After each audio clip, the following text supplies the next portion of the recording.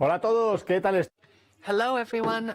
Welcome to this second day, second session of Best Investment Opportunities Summit 2020, our online international summit. And it's really international, as you will see today, because we have managers who are going to speak to us from London, Copenhagen, New York, and San Francisco.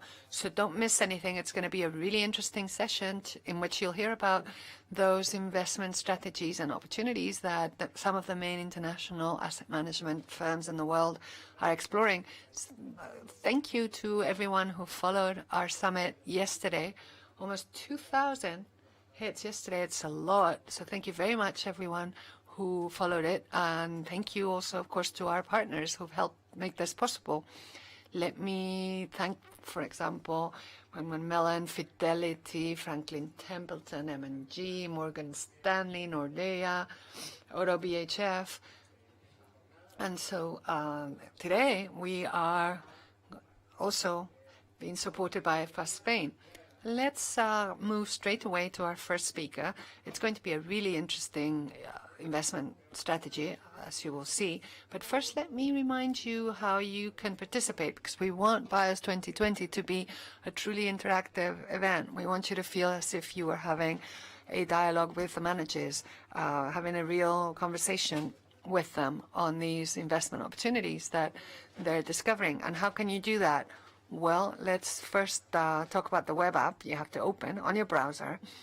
If you're watching this on the computer, you can open another tab, or on your mobile with your browser, just put finec.com/bios. BIOS, all caps, as you can see behind me, finec.com/bios, and then you will find a description of the event and a small icon where you can click and key in your questions for each of the managers while they're speaking.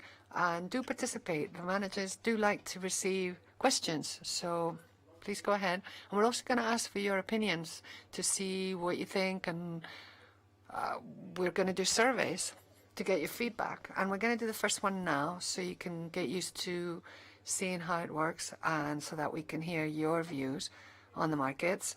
And to do that, again, just click on your browser, right, finec.com/bios, and you can click on that, and I'm going to run the first survey, the first question.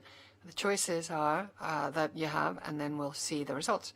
So the question that we're going to ask you is, do you think that we've already seen the lowest troughs in these markets? And so yes, we have. March was a great opportunity, the best in a long time. The second choice is, yes, we have seen record lows, but there's no longer any upside potential or downside potential from these levels. 3 is, I do see still a lot of downside potential, and we haven't hit record lows, but when we go back to those areas, it will be, again, a very good purchase opportunity. And the final one is the most pessimistic. No, not at all. The second semester is going to be really tough. So let's vote. finec.com/bios, bios all caps, and your countdown starts now.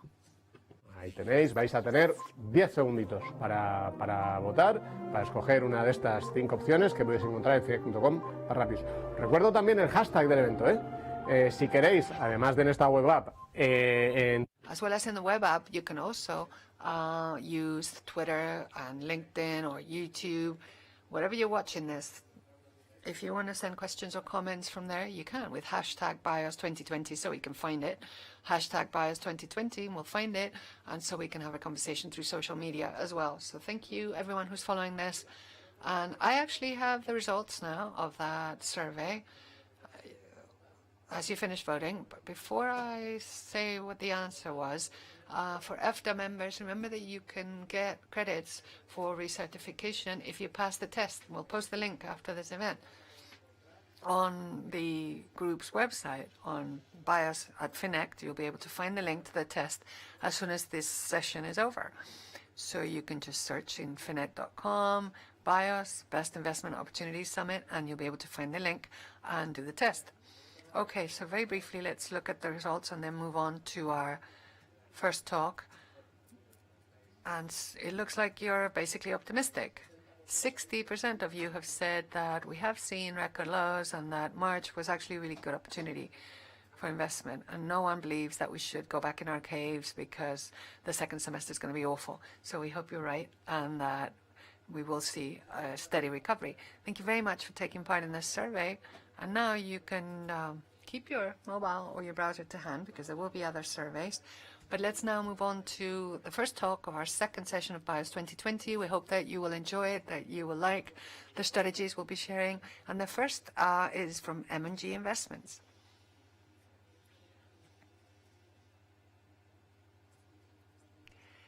From the moment we get up, since the first rays of sunlight hit our windows, there are many small steps which would not be possible without some of the infrastructure around us. And that is where we invest. M&G shapes the future. Do you want to be part of it?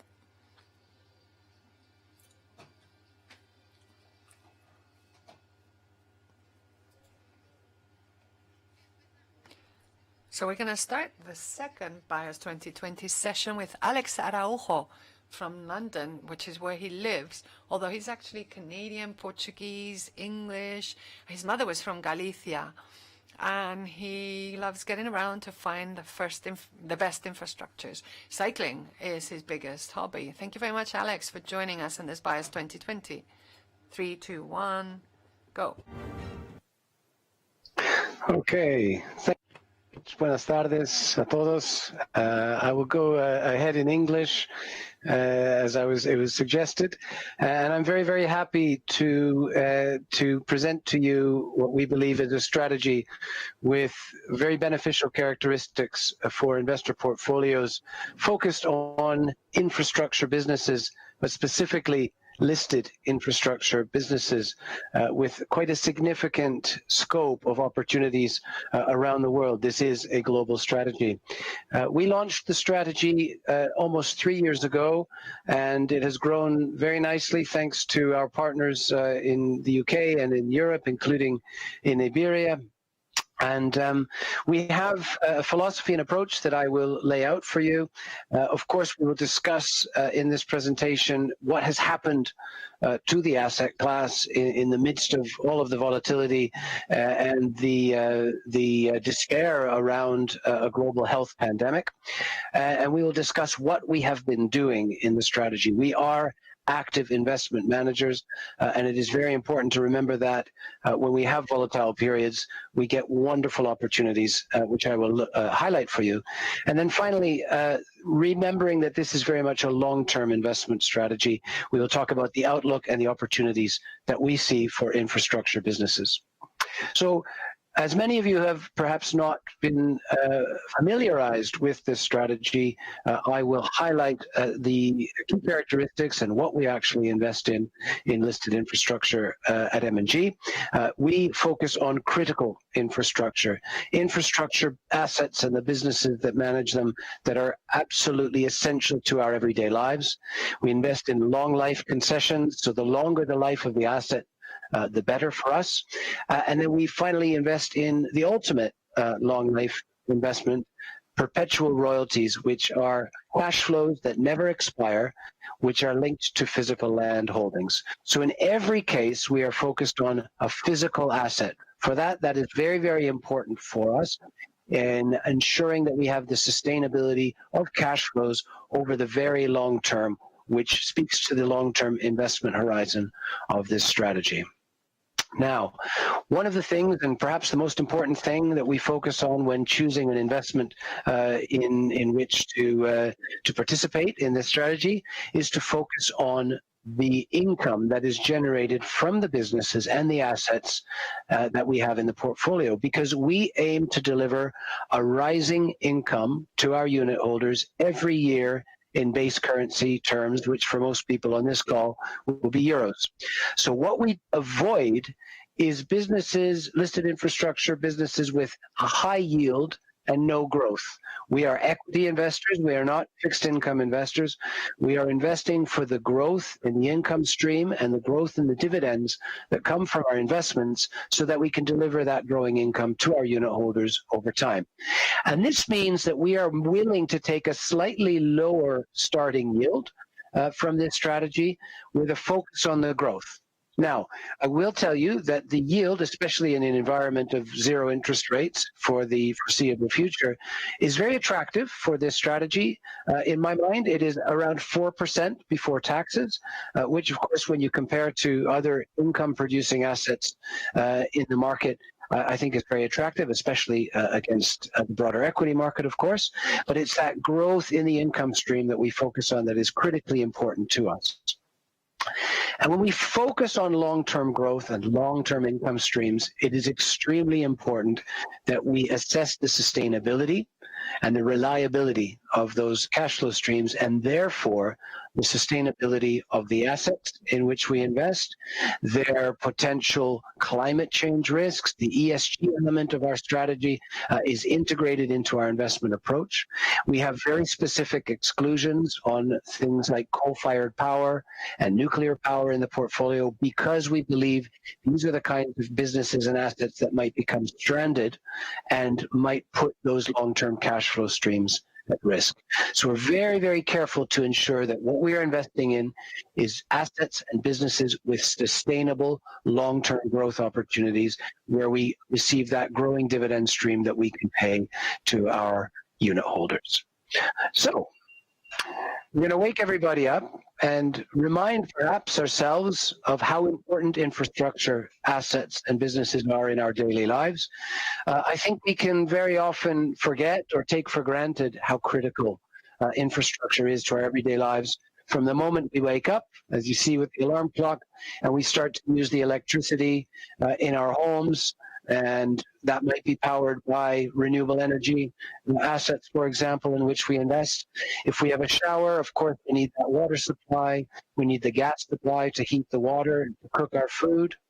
And then as we start our workday, we require digital infrastructure, which is a critical part of our investment strategy. Everything from mobile phone towers, as you see here, to data centers, for example, and of course, electricity to power that digital infrastructure. When we have a cup of coffee, perhaps the beans for that coffee have come from somewhere in South America on a boat to a port, another critical piece of physical infrastructure, or even through an airport. Not many of us are traveling through airports at the moment, and I will discuss airports specifically later on in the presentation. But as we all know, this is infrastructure that is critical to our transportation over the long term. As we carry on our workday, of course, we continue to rely on that digital infrastructure, which is an important piece of the puzzle for us.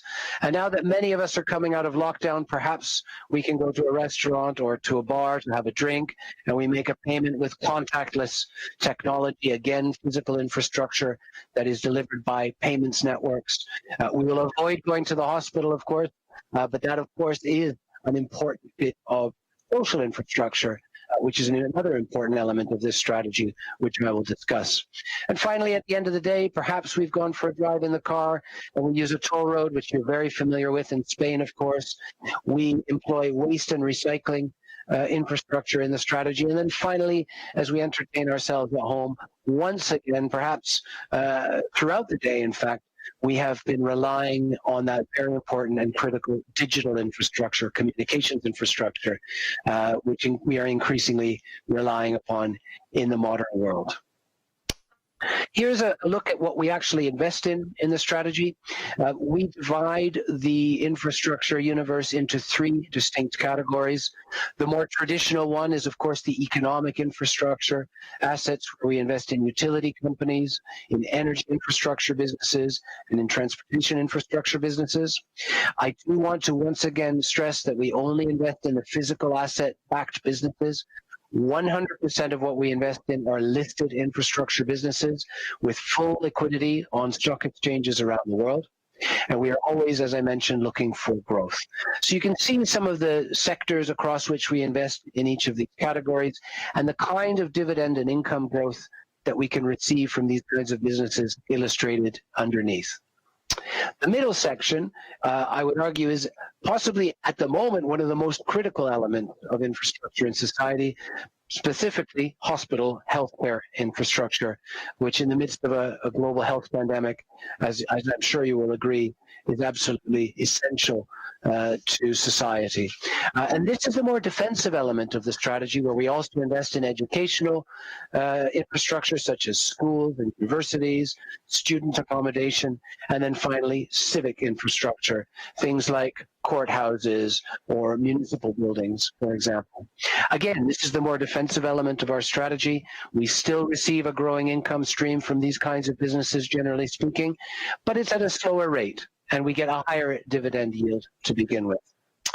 Then finally, on the far right, the most exciting part, I think, sometimes for people of listed infrastructure businesses, the very high rates of growth kinds of businesses that we access through, as I mentioned earlier, our communications infrastructure investments, our transactional payment networks type infrastructure investments, and those royalties that I spoke of earlier, which are cash flow streams that never expire. And here is where we start to access much higher rates of growth from the underlying businesses that we invest in. So by investing across the three categories, we are diversifying the nature of the income growth that we receive, the nature of the underlying businesses that we're invested in. We are diversifying by sector, by subsector, and then of course, do remember that we are investing globally, so we also diversify our exposure on a regional basis, which is also extremely important. Having a quick look at the performance of the strategy thus far at the very top, we have launched the fund in the second half of 2017, and so we have 2 full calendar years of performance. 2018, of course, a difficult year for the market, and I do believe that this strategy demonstrated its defensive characteristics during that time period, preserving most of the capital for investors because, again, of these reliable, consistent income streams that are generated by the assets and the businesses that we are invested in. 2019, of course, as we all know, was a very good year, and I do believe that the strategy demonstrated its ability to participate in the growth of the market and of the broader economy, which is exactly what happened in 2019. And I'll show you a little bit about how that performance was generated, but I do think it's important to highlight this is not just defensive strategy. It has defensive characteristics, but is very much focused on long-term growth because we are investing in equity markets. Now, of course, we all know that this year has been a difficult year for the markets, and the strategy has not been insulated completely from that difficulty and volatility we've seen, specifically because of 2 areas in listed infrastructure that have come under pressure, which will not surprise you, and which I will discuss in a moment. But before I do that, I do want to examine and explore the behavior of the strategy in different kinds of markets. And perhaps it won't surprise you that when equity markets move higher, this strategy participates in that upside, but underperforms just by a little bit. It captures most of the upside in rising markets. So you might be asking, well, how do you outperform then in a rising market? And the important answer is that because every market has its ups and downs, it's the performance in difficult market environments that allow this strategy to really demonstrate one of the most important characteristics, which is its defensive nature and its ability to preserve capital and defend the downside, which gives us a better position to start with when markets increase in value. So let's talk about what has happened during this difficult period. The month of March, as you all know, was the most difficult month in the market for a very, very long time. And in this strategy, while we had quite a bit of outperformance from many sectors, in fact, most of the sectors, as you would expect, our transportation infrastructure businesses came under some pretty significant pressure, as did our energy infrastructure businesses. Now, most people would have expected in a recessionary type of environment that people would still travel by car on toll roads. They would still travel by airplane and go through airports. But of course, in the pandemic, that has not been possible. And of course, passenger traffic through airports, on toll roads, on public transit during the month of March and beyond that fell to effectively zero. At the same time, we had quite a shock in the energy markets because of OPEC back and because of a demand shock, which impacted our energy infrastructure businesses, even though these businesses tend not to have direct commodity price links. They do suffer from sentiment in the overall market and in that sector, so they came under pressure. But the good news is that in the subsequent period, April and May, these were the two sectors that, in fact, performed the best. And that is for two reasons. The first is because this is an actively managed portfolio. We are able to take advantage of volatility in the market and add selectively to our positions when we find those opportunities presented to ourselves. And the second reason is that because infrastructure businesses tend to rebound very, very quickly after they sell off. And the reason is the market has to realize and appreciate the reliability, the consistency of the revenue, of the earnings, of the cash flows of these businesses. And that tends to re-rate these businesses higher subsequently. So we had two very good months in the months of April and May, recovering most of the sell-off in the month of March. Some of that came through new holdings that we added to the portfolio, and I will discuss that in a moment. But broadly speaking, it was quite a well-diversified set of contributions from the different categories of infrastructure, from the different sectors and the subsectors to which they are exposed. So, what have we been doing? Well, I think this is a very, very powerful image that I've put on the screen. And it shows you that in the US, for example, the biggest market in the world, where earnings expectations have declined by nearly 25% for the broad market. For the utilities sector, which is our single exposure in this strategy, the earnings expectations for these businesses have actually gone up. It's the only sector for which that's the case. And so because we are focused on delivering reliable income and growing income streams to our investors, this is where we have been focusing our attention and our efforts. In a very short period of time, we have added 5 new holdings to the portfolio. This is quite unusual for us because we tend to be a low turnover, long-term investment horizon-minded strategy. But these are not normal times.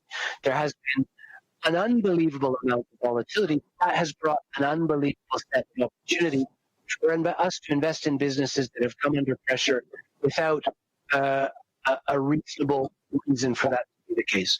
And so we have purchased 5 new holdings at advantaged valuations and added them to the portfolio. All of these are the utility sector.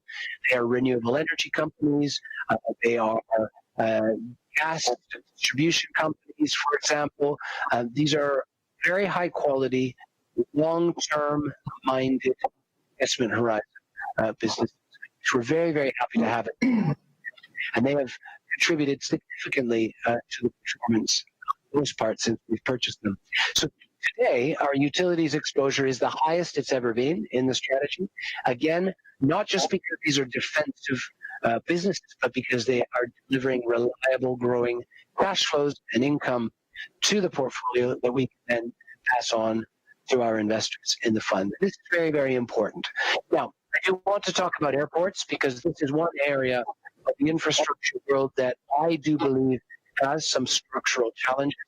I think it will take a long time for life to get back to normal and people to start traveling by air the way they used to. But we do have a little bit of exposure to airports in the fund. We have reduced it as a result of what's going on in the world. But at the moment, it is only roughly 5% of the total exposure in the strategy. I still want to own these businesses over the long term. I do believe these are high-quality, reliable infrastructure businesses to which we want to be exposed. But we can adjust our exposure over time if we need to, rather than selling them and then trying to find the right time to buy them. Some companies, of course, have airport exposure, but aren't just about airports. Ferrovial is a perfect example of that. Our friends in Spain will know that company very well. And if you've traveled on the motorways recently or in the past, thank you very much for your support. Of course, Ferrovial has airport exposure, but the most important assets in that company are, of course, toll roads. And I actually believe that toll roads are going to be one of the more advantaged forms of infrastructure assets for transport transportation, and that is, of course, because people will start to drive instead of fly, take holidays by car instead of by airplane, and then, of course, travel by car in many cases rather than taking public transit. I do believe that toll roads have a significant advantage in the current environment, and we have two companies shown here on the slide that give us that exposure. Now, I do want to return to the topic of dividend growth. This is, of course, the objective of the strategy is to deliver that growing income stream. And whereas we have had some dividend protections in the airport sector specifically, we have mostly had dividend increases announced so far this year. And I have circled here the businesses that are so important to deliver on that income requirement.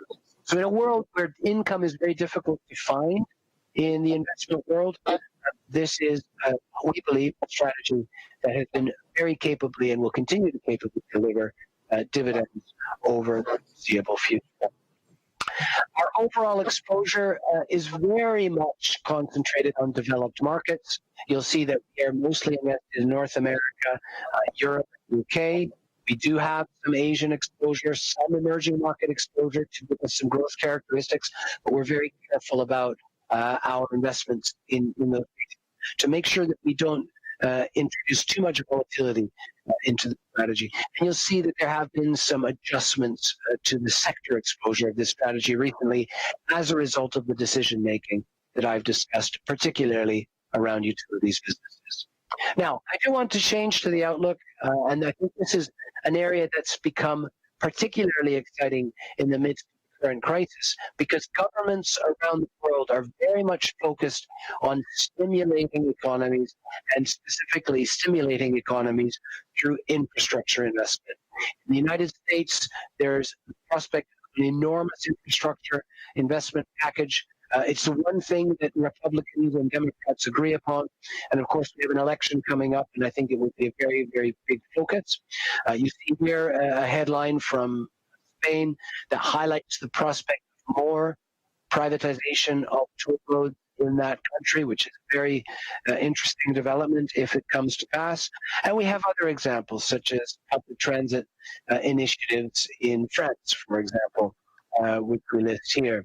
And importantly, in the European Union's recovery plan, the focus is very much on infrastructure, specifically renewable energy, clean transportation infrastructure, waste and recycling infrastructure, and other areas to which we have quite an important exposure in the strategy. So I'm very excited about this prospect because it does ultimately, I believe, provide an opportunity for many of our companies to invest and earn a high return on the capital that they deploy into infrastructure projects. It's not something we necessarily rely upon. We believe these companies have plenty of opportunity. It's something that could really start to accelerate the opportunity set for these businesses. Finally, as we come to a close, I do want to highlight and have you remember what we are trying to accomplish, and that is a long-term investment horizon opportunity set for the businesses within the portfolio, exposed to some very important themes such as renewable energy, which I've mentioned, or transportation of the future and connectivity, for example. These are very important long-term structural thematics that will drive opportunity for many of the businesses in which we are invested, and we list a number of them here.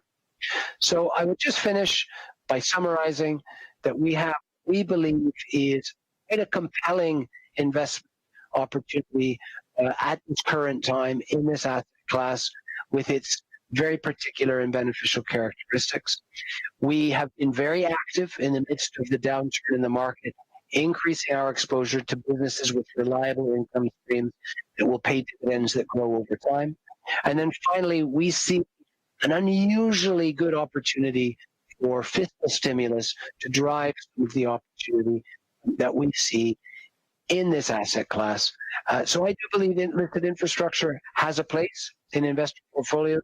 It is a diversifying aspect of the investment universe with some very particular and beneficial characteristics from which I believe investors will benefit. So with that, I will thank you, and I'll turn back over to our host, and hopefully we have some questions. Alex, muchísimas gracias por... Thank you, Alex. Thank you very much for this presentation. We're really seeing how those significant thematics that you mentioned are, well, actually, of those 5 thematics that you listed for the future, if you had to pick just one, which one would you pick? One of the themes, well, it has to be, and let me see if I can share my screen again. I do believe it has to be renewable energy. We have, I believe, we have a once-in-a-lifetime opportunity to, in a sense, and literally to save the planet. This is essential to economies. It is essential to society. It is being supported by policymakers, by governments, by way of fiscal stimulus. And I believe that renewable energy deployments and all the benefits that come to infrastructure businesses exposed to renewable energy will be the most important thematic for us. And it's where we have the most exposure.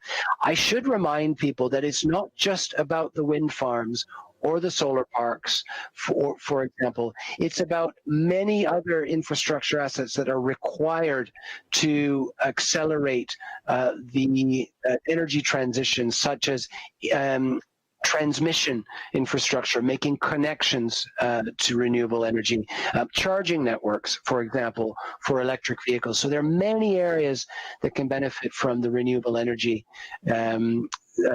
theme that we believe is probably the best opportunity that we see in the fund. We also have a couple of questions about what you also spoke about, public investment. And so they're asking about investment in infrastructures in the US and whether there's any reference about how the investment in infrastructures has evolved since Trump. Well, the first thing to say on that is we don't trust politicians, and we are very careful not to rely upon political promises in our investment approach. If it happens, fantastic. We will accept that, and we will benefit from that. The United States is probably the country in the world with the biggest need for infrastructure spending. The state of U.S. infrastructure, if you've traveled there recently, whether it's airports or roads or bridges or public transits, is awful. All you need to do is fly to Washington, the capital of the richest country in the world, and possibly the worst airport you've ever traveled to. Yet, if you go to Beijing, and the new airports, such as that one and others that are being built in China, you feel like you're on another planet. So there's a huge opportunity here. It may be Trump, it may be Biden, I don't know, but it will be a key element of stimulus for an economy that will require a lot of help to recover from. By the way, it should be mentioned that many of our companies, even if they aren't listed in the U.S., have exposure to infrastructure opportunities in that country, and Ferrovial is a perfect example. Many people don't realize their toll road network in Texas is one of the best in class in the world, with a huge amount of growth opportunity associated with it. Another question about politics, connected with politics, is about the Eurozone. You spoke about the European Union's recovery plan, and the question is, what might be the biggest barriers to the renewable energy infrastructure sector?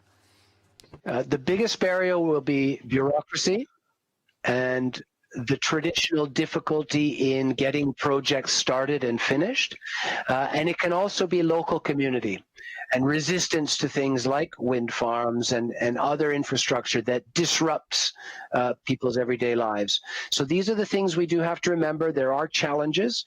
Sometimes the timelines can extend, but we are in a critical place for not just the economy, but more importantly, the climate and the environment. And these projects need to be built and they need to be accelerated. And I do believe that the latest initiatives from the European Union will make it happen. Alex, estamos casi fuera de tiempo. Well, Alex, we're almost out of time, and you're into cycling, but let's do it as if we were in a race. Just answer 2 or 3 questions really fast. And the first is, these companies, a lot of these infrastructure companies have a lot of debt. Could this be a problem in this new world that we're moving to if at some point rates were to go up? Well, we do have to be very careful about debt exposure in businesses. We are a stock picking strategy. We only hold 46 companies in the strategy, so we select the ones that we feel are best positioned to manage their debt on their balance sheets. It's a very important point. There are many infrastructure businesses that aren't so lucky, but that's why we have to be selective. And second to last, you haven't mentioned it, but I suppose the fund acts as protection against inflation if there were inflation at some point. Yes, absolutely. Many of the revenues are linked to inflation rates. They are contractually linked. And remember, we are investing in businesses that grow. So if we have a growing economy and we have inflation associated with it, that's a good thing for our businesses. Y la última. And the last one is, when you build the portfolio, do you favor any region?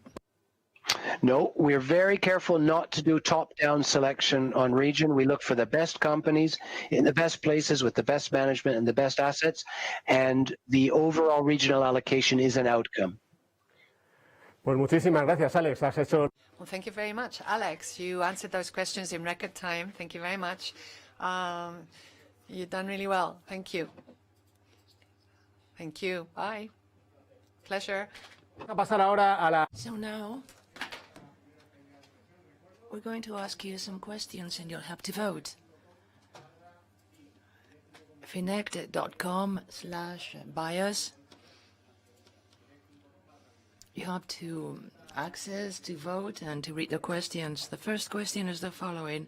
What do you think about this investment idea in listed infrastructures presented by Alex Araujo?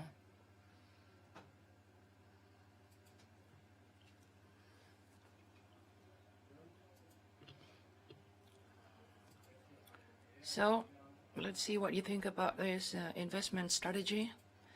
And then we have a second question you have to answer. What about Alex's presentation? Did you enjoy the way he described their strategy? The countdown starts now. Un saludo a todos los amigos que os habéis estado. And by the way, I'd like to greet all of you who've connected a bit late. We've had our first presentation on listed infrastructures by Alex Araujo, but we still have 3 brilliant presentations before the end of the summit. So please stay connected. So from London, we're now moving to a very interesting destination for our second investment idea or strategy. Great things. We strive to be active share owners. We challenge the companies we invest in to continuous improvement. We select these companies because we believe they are the winners of tomorrow. Investing in sustainability means investing in our children's futures. Together, we can make a difference, shaping tomorrow's world.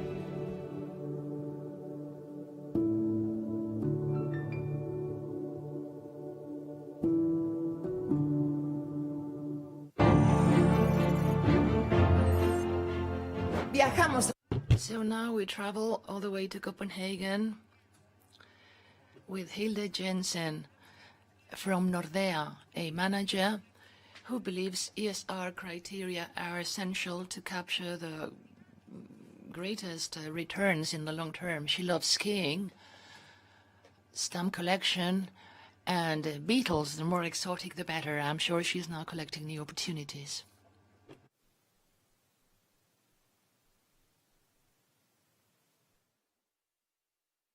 Thank you.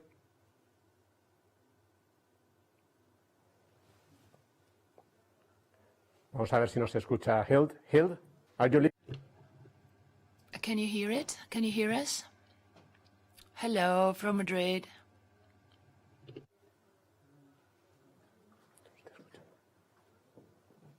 Turn on your microphone, please.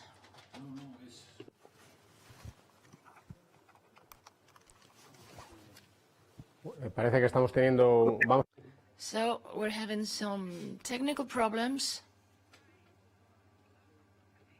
Recuerdo, vamos a tener ahora esta sesión con Hilde. So we're now having our presentation by Hilde. The floor is yours. Thank you so much, and I'm very pleased to be here with you this afternoon, and thank you for joining. My name is Hilde Jenssen. I head up the fundamental equity teams here in Copenhagen and in Stockholm, and we are a part of the Nordea asset management team. And Nordea Asset Manager is the largest asset manager in the Nordics, managing 235 billion euro last fiscal year. And today I will talk a little bit about how we do our equity investing in our team, and also how we think about sustainability as an investment strategy in our STARS product. So I will begin my presentation by sharing this lovely picture, which I hope not to be the case for me, as I will be going on my first car journey vacation for this summer tomorrow, and I will be traveling through Germany tomorrow. So I hope this is not me ending up on the top of my car going through Europe. We'll see. So our team is, as I mentioned, located both in Copenhagen and in Stockholm. We are 25 investment professionals and also from a very diverse background with 11 nationalities. And we are divided up into 5 product teams spanning across emerging markets. Also here in Europe we invest, and we invest globally. And the STARS products that I will be discussing today, they span across all these regions. Now, we are also supported by a common research model and a platform that we share across different countries. And that helps us be consistent in the way that we pick good investment opportunities in stocks around the world. And last but not least, we are supported by a great team of 16. Actually, I know it says 15, but now we've hired one more person into our specialist ESG team. And each STAR portfolio has a dedicated ESG specialist that is especially focused on the portfolio. So if I go through the investment process a little bit, how we put together our portfolios, if we can start at the bottom. So this, I know, is a little bit different from the usual funnel that we see in investment management firms, but because we are bottom-up investment investors, we'd like to explain things from bottom up. And if we start with a universe, we look at about 4,000 companies around the world. And we take this big universe and we try to narrow it down to see where are the great opportunities. And ESG is part of one of the many factors that we look at in order to find those companies. And very early in the investment process, we introduced ESG. That means that we screen out those companies that are typically not part of our STARS or sustainable portfolios. Those would be companies where we have direct coal mining or, for instance, direct extraction of hydrocarbons. And then we also exclude nuclear weapons and some other categories. So that gets us to about 1,700 companies. And that's our addressable market on the next to bottom portion of this pyramid. Then we look at those companies and try to determine which of these companies truly have competitive advantages going forward on a multi-year period of time. So we are long-term investors, and we'd like to find these companies that obviously have an attractive valuation part of them, but also are on a right track to achieve something, whether it is a better corporate governance structure or whether it is a more transparent way of communicating business strategy, or it could have something to do with expansion into new markets. And that gets us to 1,000 companies that we perceive have the competitive advantage that we're looking for. Then on top of that, we also then finally introduce a rating system. We have our own internal rating system that I'll take you through in a minute. And then we come down to 700 companies, which again, after configuring valuation and looking at what is priced into the market vis-a-vis what we think the company should be worth, then we end up across our portfolios with roughly 200 stocks. So that is the entire investment process basically in one slide. But when it relates to our stars portfolio specifically, we also have something called the ESG full integration in the process. And the way that we explain this is to put it as a DNA strand that is completely interlinked, where you have the blue line, which represents the more traditional way of looking at financial analysis, and then integrate that with the green line, which is a more ESG factor-based analysis. And that is these two teams, the fundamental team, together with the responsible investments team, come together in their analysis throughout the ideal generation all the way to the left, where we come together and discuss potential ideas for our portfolios. And we also obviously want to focus on those particular companies that are mispriced by the market for some reason. Sometimes it can be ESG related, sometimes it can be other reasons.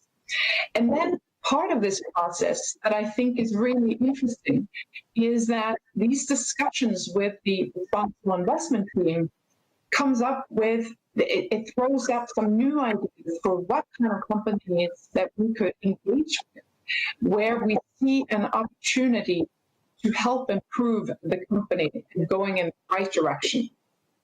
Now, that gets us to the final end goal, which is to create attractive, risk-adjusted long-term returns and couple that with responsibilities, so responsible investments. We believe we have found a very good combination of doing this, which will translate into attractive returns for our clients. Now, the STARS framework. STARS is a family of portfolios that is unique to Nordea, and it consists of three main pillars. The first is more of a screening test, where we test every single company that we consider coming into that portfolio. And we rate these companies in three different pieces. C is the lowest rated, and C companies are excluded from our universe. A and B are companies that we include, and where A companies are typically very, very strong ESG profile, whereas B companies are companies that could become A companies, provided either some engagement from us or provided a strategy by management that they're doing the right things and on the right track. The second pillar is the integration of the fundamental analysis that I just explained with the ESG consideration. So ESG and fundamental analysis goes hand in hand. There has to be an economic case for every single company that we invest in. So even though a company might have a very attractive ESG profile, if there is no economic case for including this company in our portfolio, then we won't invest. So that to us is critical, that there is a really strong economic case to invest. And that is then combined with ESG, which creates the STARS concept that we have in the middle. Now, finally, the last pillar, where we also believe that we can help us generate attractive returns, is our engagement process. And that is where we go through a rigorous process to identify those companies where we have a high probability of successfully moving the company in the right direction from an ESG standpoint. And combine these three pillars, then we believe that this is the kind of framework that helps us over time to outperform our respective benchmarks. Hilde. Yes. Hilde. Can you hear me? We had some problems with the technical issues with the sound, but I think production team is telling to me that it's fine right now. So please go ahead. It's okay. Okay. Okay. Should I just go on? Yeah. See. Sure. Okay. Thank you. So a quick word on our engagement activities. Last year, we had little over 100 individual engagements. Most of that, about 3/4, were related to environmental issues. But we also had quite a bit of social issues. Some of that was related to human rights in particular, where we see a lot of interest and a lot of, I would say, importance being placed on how companies treat workers going back after the COVID crisis.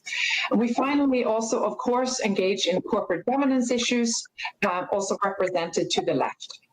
The circles in the middle are the types of collaborative engagements. Those are engagements where we work with other investors in order to help improve companies in the right direction.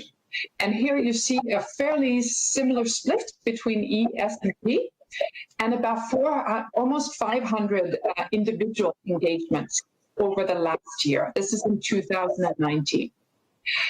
And finally, we have follow-up meetings with companies, and here we have 167 of them. So there's a lot of activity that our responsible investment team helps us with in terms of managing the relationships with the companies in our portfolios. And we believe that this kind of engagement, we find that there's a significant interest from companies to hear from investors how to improve their practices. So this is something that is an opportunity to learn from both of us.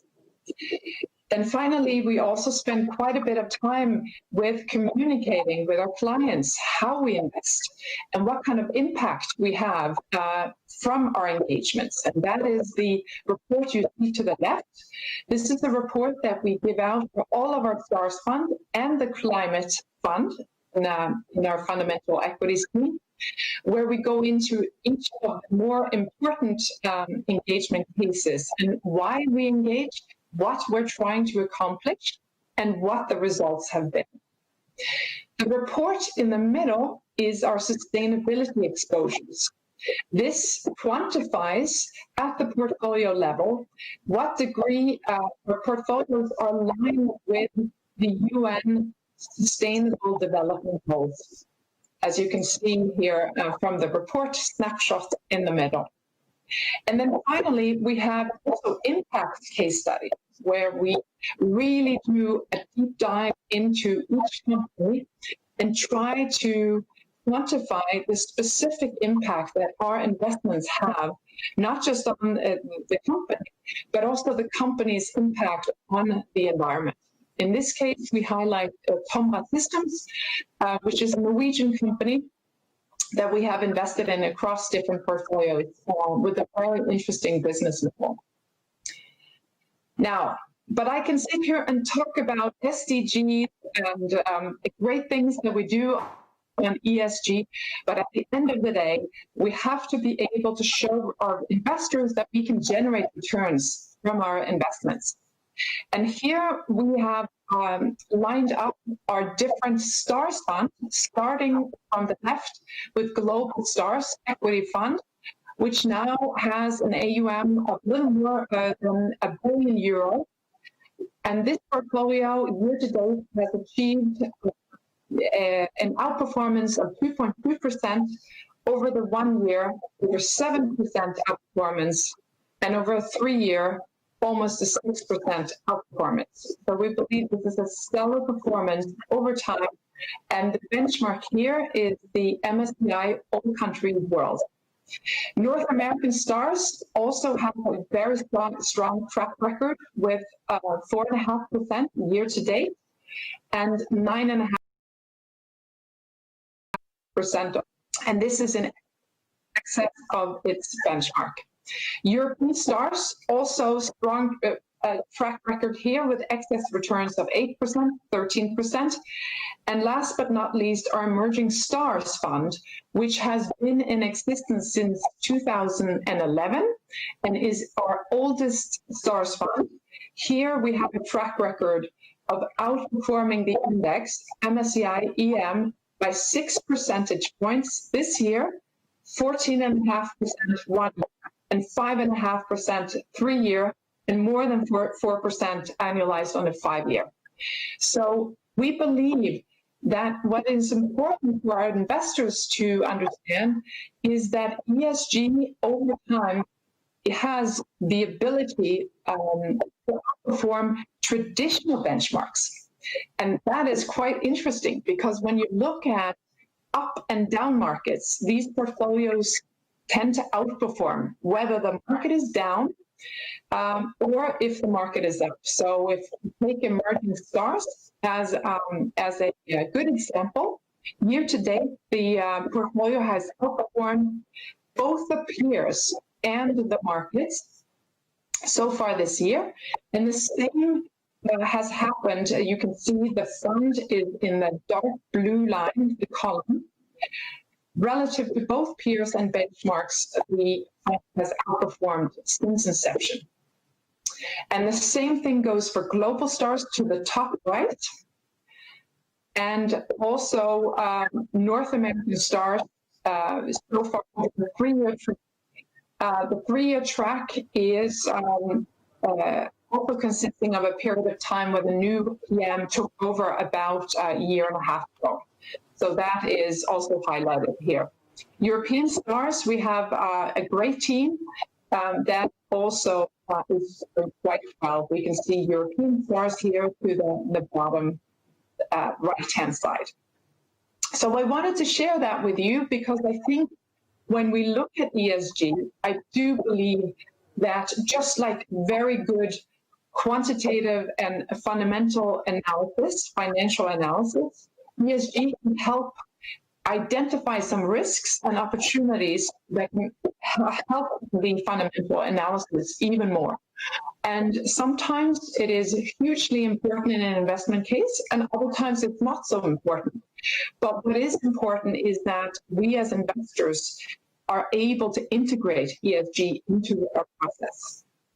And we believe that we have found a framework through our STARS concept to be able to outperform benchmark consistently over time. And I think as a test to portfolio's abilities to perform, we can take a look at how the portfolios performed during the COVID crisis, where there was significant market volatility. And as you have seen from the previous charts, our fundamental portfolios have done quite well during this time period. So with that, I thank you so much for your attention, and I'm happy to take some questions if there are. Thank you. Muchas gracias, Hilde. Pues sí, tenemos ya... Well, thank you very much, Hilde. We do have some questions for you. You've described your whole process and engagements with our different companies. We have an interesting question. What protocol do you have in place in a case of a company that has dropped in the market and suddenly they have an issue, a sustainability issue? Is there something you didn't know when you invest? I mean, an issue you didn't know about when you invested initially? I mean, have you had any companies with those problems? What do you do in those cases? Do you disinvest? Do you exit from that company, from that investment, or not? Yes, well, it clearly depends on how severe this breach or ESG problem is. Obviously, if there is fraud or something fundamentally wrong with the company, then you should divest immediately. But we've had some cases where there were some significant problems that we saw with, for instance, with Facebook in 2017, when it became clear that the EU was coming up with more stringent regulations on privacy of data. And in 2017, we had considered Facebook for an investment, and we already had invested in one of the STARS products, but we saw that the new regulations could be a problem for Facebook unless they spent considerable amount of money on building infrastructure to protect customers on their social media platform. And this was before the Cambridge Analytica scandal broke. So already then we could see that there might be some issues here. And so we sold down on some of the portfolios, but we didn't sell the whole position.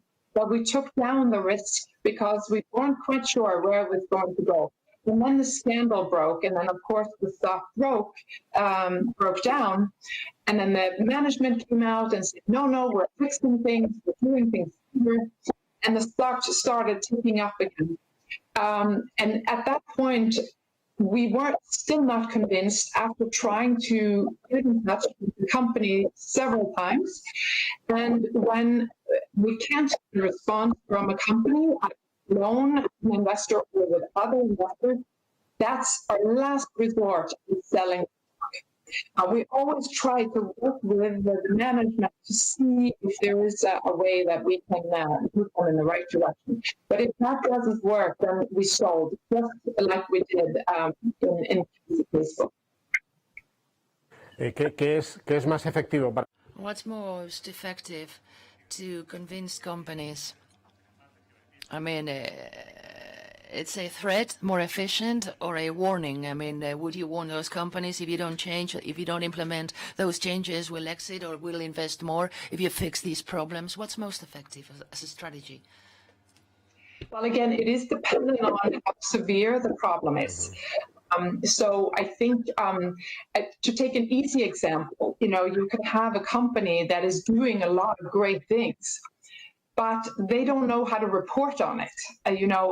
For instance, a utility company that's doing a lot of great things in shutting down coal plants and moving towards renewable, but they don't really report on it in a easy to understand way for investors. So in that case, it's a relatively easy dialogue for us to say, okay, if you disclose your estimated carbon intensity over the next 3, 5, 10 years, what's your strategy? Be a little more transparent with your investors, how you communicate your strategy.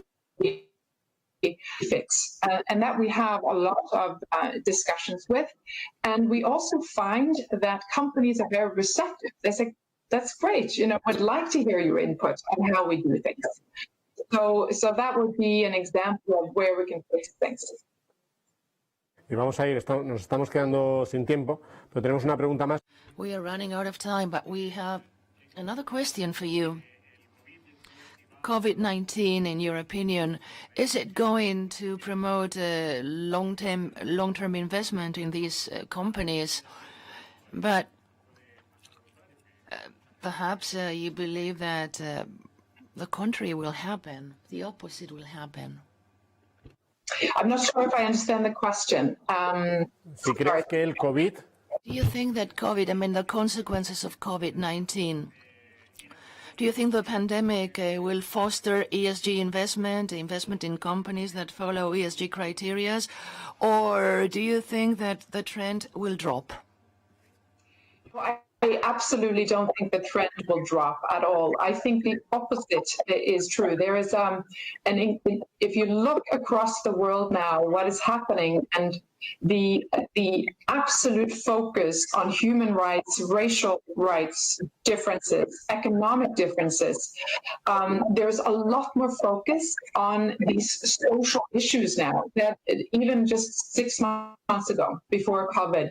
And I do think human rights and social rights in general, not just here in the West and in the US, but also in Asia, will be a super hot topic for all investors to have to deal with. And so I think the trend is going to be even stronger. Pues muchísimas gracias, Hilde, por... So thank you very much, Hilde, for your time. It's been a pleasure. Thanks a lot. Thank you so much for having me. Bye-bye. Hasta luego. Vamos a pasar ahora a esta encuesta para... Okay, so now let's do the survey, the feedback survey, finet.com/bios, all caps. Open it on the browser and give us your feedback. It's really helpful to know what you think, also so that we can improve for the future. So thank you very much for taking part. finet.com/bios, bios, all caps.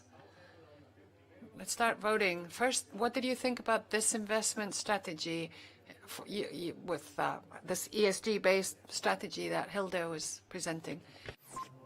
Esa idea, nos habéis preguntado en el chat, por cierto, mientras votáis, por las presentaciones. Os recuerdo que en Finet, en el grupo BIOS, buscáis en Finet grupo BIOS, ahí tenéis ya la presentación, las dos que llevamos. Dentro de poco colgaremos la siguiente, ¿de acuerdo? Bueno, vamos ahora con la otra votación. Vamos con la votación. ¿Qué os ha parecido la exposición, la presentación que ha realizado Hilde de Nordea? Tiempo para votar. Empieza ya.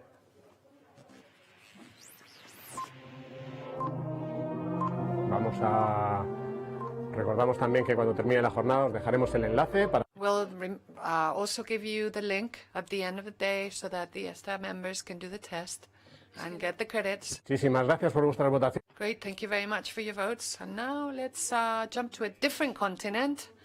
We're now going to go all the way. It's 20 to 6 p.m. here, and we're now going to jump to New Jersey.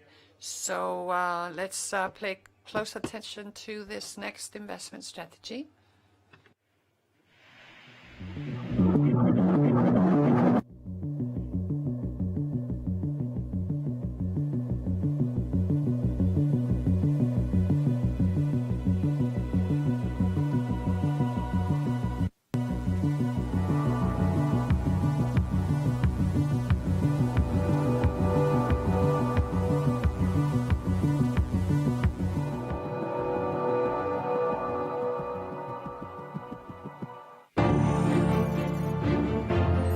Cruzamos ahora el Atlántico. We're now going to cross the Atlantic all the way to New Jersey and hear from George Saffaye, who is from NY Mellon, and he thinks we're just at the beginning of a great mobility revolution, which will transform a lot of businesses, which is why his home is totally automated and constantly up to date. So, Alexa, tell George to start his presentation.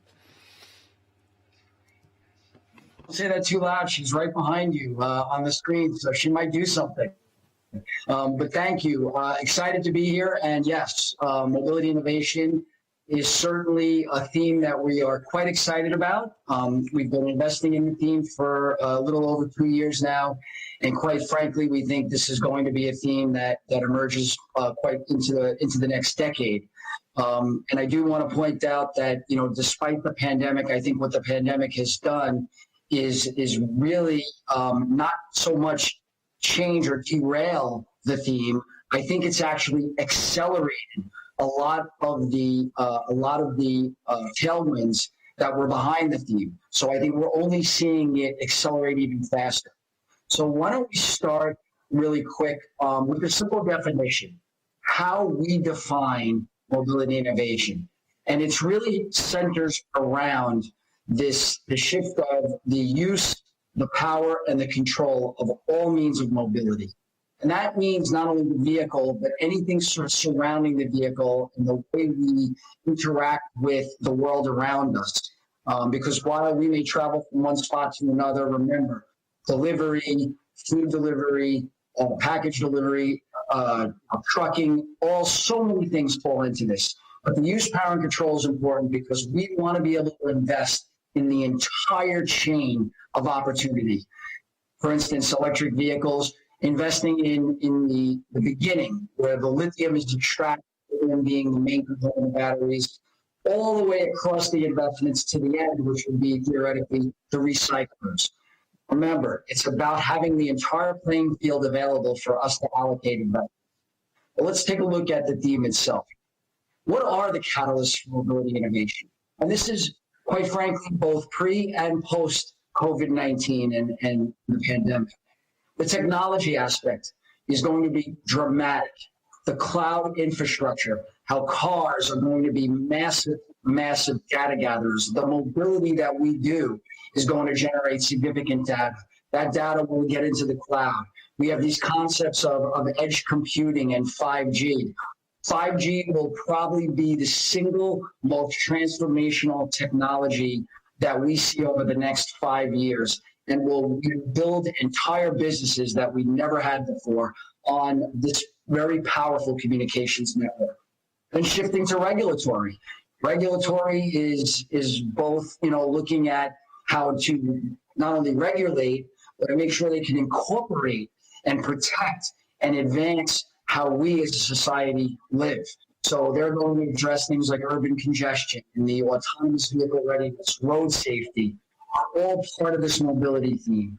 And then shifting towards the environmental aspect, right? The CO2 emissions and quite frankly, the scandal we just went through with some of these automakers, and how we want to get better and much better in terms of the vehicles and quite frankly, the devices we use.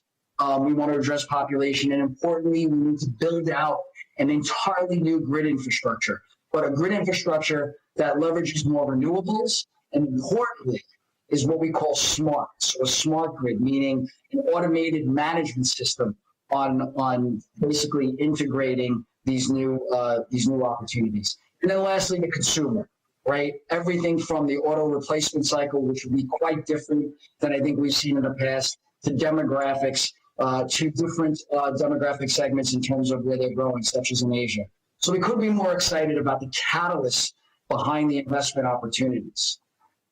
If you think about these trends I mentioned that we're accelerating, some of the biggest are centered around connectivity, as I mentioned earlier with the cloud. But when you think about, we have this saying called V2X, and it simply means vehicle to everything. And that's going to be something that you'll hear throughout this presentation about how we are going to embed this connectivity in almost everything we do. Factory automation, in terms of the build of an electric vehicle versus an internal combustion vehicle, is quite different and requires less factory or labor on the factory process. So again, opportunities to really reinvent almost entire processes. And digital transformation. That is just simply, and it's so important, it's simply basically going from analog to a digital world. And that's what we're in the middle of. The pandemic has accelerated that. And then lastly, innovation beyond passenger cars. I mean, we're looking at every aspect of movement changing, whether it's deliveries, whether it's food or drone deliveries and packages, whether it's trucking and freight, even other elements of rail and even flight, where potentially we can be using, new technologies and innovations around that. But this is, again, all-encompassing and why we see these trends accelerating.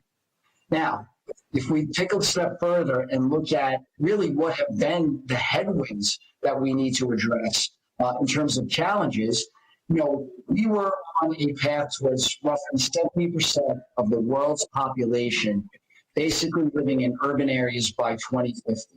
And just for perspective, just as recently as, the late 1950s, only about 20% of the world's population was in urban areas.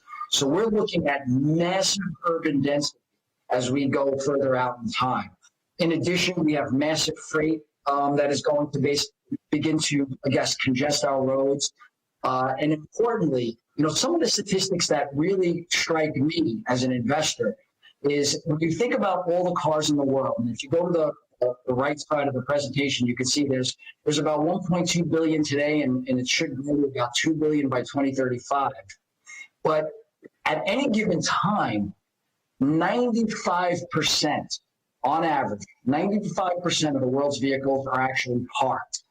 And that tells me that there's a massive inefficiency here. And one thing that technology does is it basically really deconstructs and attacks, if you would, all the things we do that are basically inefficient. So we have an opportunity here to reconfigure, recalibrate the way we as a society utilize our mobility and engage in mobility.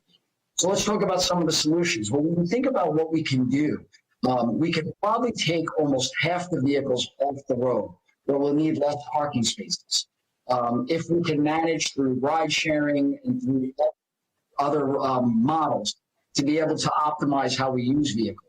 And I think that's going to be a critical element. But when you think about zero emissions in the major cities, those are going to really dramatically demonstrate just the impact of, again, making this change in mobility. But I think the pandemic actually demonstrated that.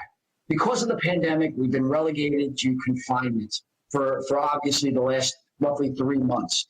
But around the world, not just in one location, but if you look at LA's got the cleanest, Los Angeles has the cleanest skies they've seen in years. If you go to New Delhi, you could actually see the Himalayas for the first time in 2 decades.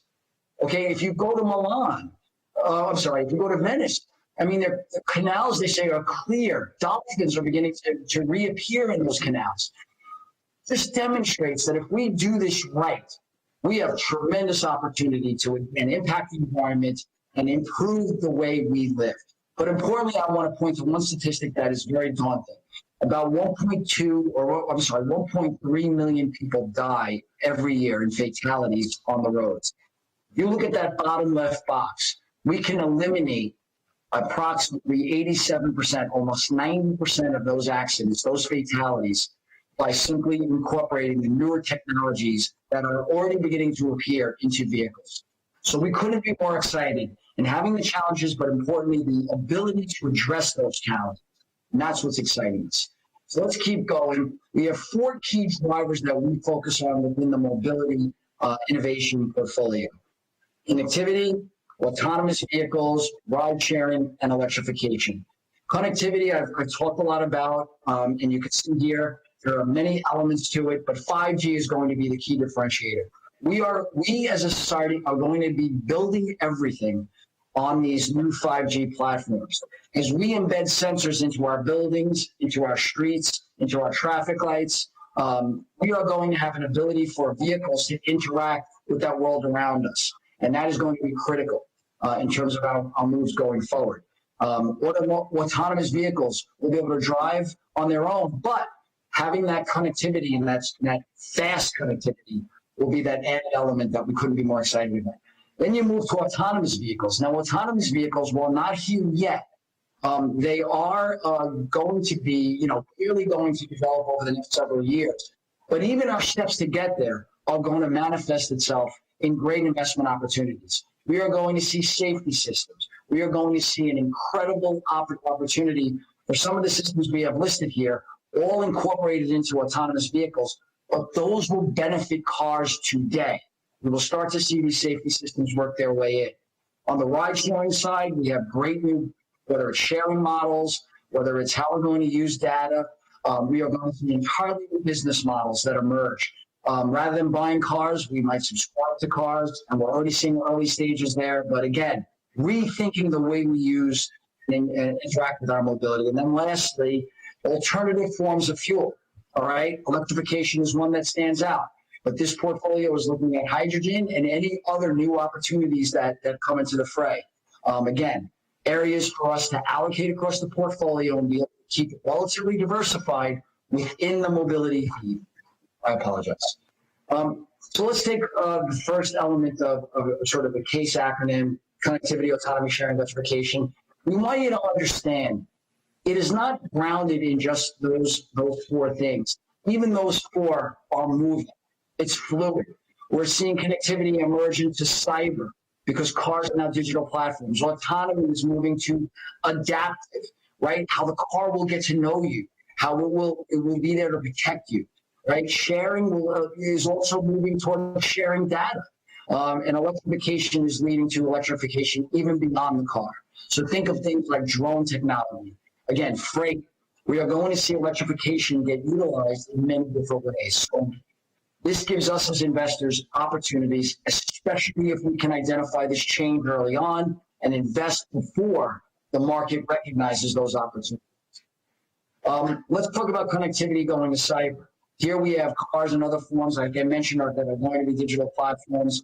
But for us, it is going to be an entirely new way to enable products and build services. And importantly, security is going to be very, very much at the forefront. Why? Well, because cars can do so much more now that if they are hacked, there's a much more impactful outcome if something should go wrong. So again, we have to make sure that when we look across connectivity, we are looking across every aspect of it to ensure that we can invest across the opportunities that exist. When you think about going from autonomy to adaptive, right? Think about the car adapting to everything we do, the drivers to the cars around us, obstructions in the road, pedestrians. This is a whole new world for us, and we begin to build out this infrastructure. That, quite frankly, is going to be a road that we have to see. Now, what's important here is that, remember, much of what we are seeing because of the pandemic, the stimulus bills, the ability for the governments to want to institute programs are going to really play well into this theme, because a lot of this will tie to these green initiatives, to this connective initiatives, whether it be around, incenting these newer cars to be on the road, electric and non-emitting, but also the infrastructure around those vehicles. So we are setting up for what we think is going to be, again, a great future. Just very quickly, sharing of data is going to be important. I know that, especially in Europe, with the regulations and rules around data, this is certainly going to be something that is probably going to be negotiated in a way, but everything we do every day results in the generation of data. As we utilize these cars and modes of transportation, and because they are based in a digital world, they will generate incredible amounts of data. And again, this is the new lifeblood going forward, everything we do and what companies can do, whether it's to provide new services to you, new business models. The idea will be to get access to that data and utilize it. And then electrification. We've got incredibly new forms of mobility that exist. We couldn't be more excited about the opportunities here.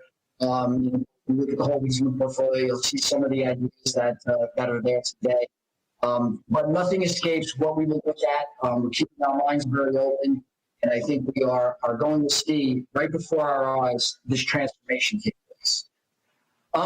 So I talked a lot about the theme, and now what I'd like to do is talk a bit about the team and the process. While the theme exists, you must have the correct individuals, the right individuals to really go at this. So the lead portfolio manager on our team is a gentleman named Rob Smith. He's been a technology analyst for over 30 years. He understands digital transformation. He leads the technology efforts on the small and mid-cap team, which I think is where his specialty is. And he really has been at the forefront of getting the team to understand and open their minds to what these opportunities can be. Paired with Rob is a gentleman named Frank Ogan, who's been basically an autos and industrials analyst for his 26-year career. And he's been incredible at understanding sort of the business side, the industrial side of what we're coupling with technology. So having the two of them on the portfolio has been, quite frankly, an incredible opportunity for us. And we also have Eric Swords, who's also a technology specialist, but he focuses more on the large cap space. What we do in this portfolio is we want to make sure that we can deliver to our clients an opportunity across the entire cap spectrum and have that focus on the investment team. We have a quantitative portfolio manager in Sean Zhang. He brings almost 15 years of quantitative experience. We leverage quantitative models to help us manage risk in the portfolio, to help us look at companies and universes, and to ensure that the fundamental work is being challenged by the quantitative work we do and the quantitative models. And that gives us the best balance. And of course, you see me, I'm last on the team, but I'm the investment strategist. My role is embedded in the team. I don't have decision making. And my job is to make sure that those individuals that you saw previously are actually staying at the organization, at the firm, focusing on when managing the portfolio. So I do much of our external focus and external work. We think this is the right approach to have. And I'm going to get through some of these other pages really quick. I know I want to be sensitive to everybody's time. But as you look at what we've built around this investment team, we've got a global equity research team that covers all segments of the economy, all regions of the world, and quite frankly, all areas of the market cap spectrum. This is primarily the large cap, and then we have specialty focus in the small. I think this is very important. I think the one thing we don't want to do is deliver to our investors, a portfolio of stocks that mimics maybe their technology fund or mimics another portfolio they have. I truly think the mobility strategy is investing in differentiated companies and companies that have very important, if you would, what we call at the firm, a materiality to the theme, and getting that and understanding how material the companies are today, and hopefully getting in well before, again, as I mentioned earlier, the market recognizes just how important they are going to be to the future of mobility. We do organize those same individuals in another way through sort of a thematic lens, if you would. So we kind of take the same individuals as on those previous pages and kind of give them more of a thematic element, so you can kind of see where it will fit. But again, we are really standing behind the thematic work that we do on the research side with, again, our robust platform. The process is very important to us. And quite frankly, it begins with what I mentioned earlier, which is materiality. And materiality is simply a measurement of how material a company is to the theme we're investing in. And we have materiality of low, medium, and high. We build a universe of companies that must have at least some materiality. So they either have one of those three.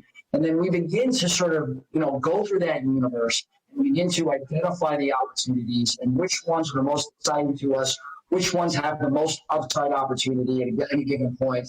And then we begin to sort of get very, very comfortable with which of those stocks really will make it onto the candidate list that we want to get into the portfolio.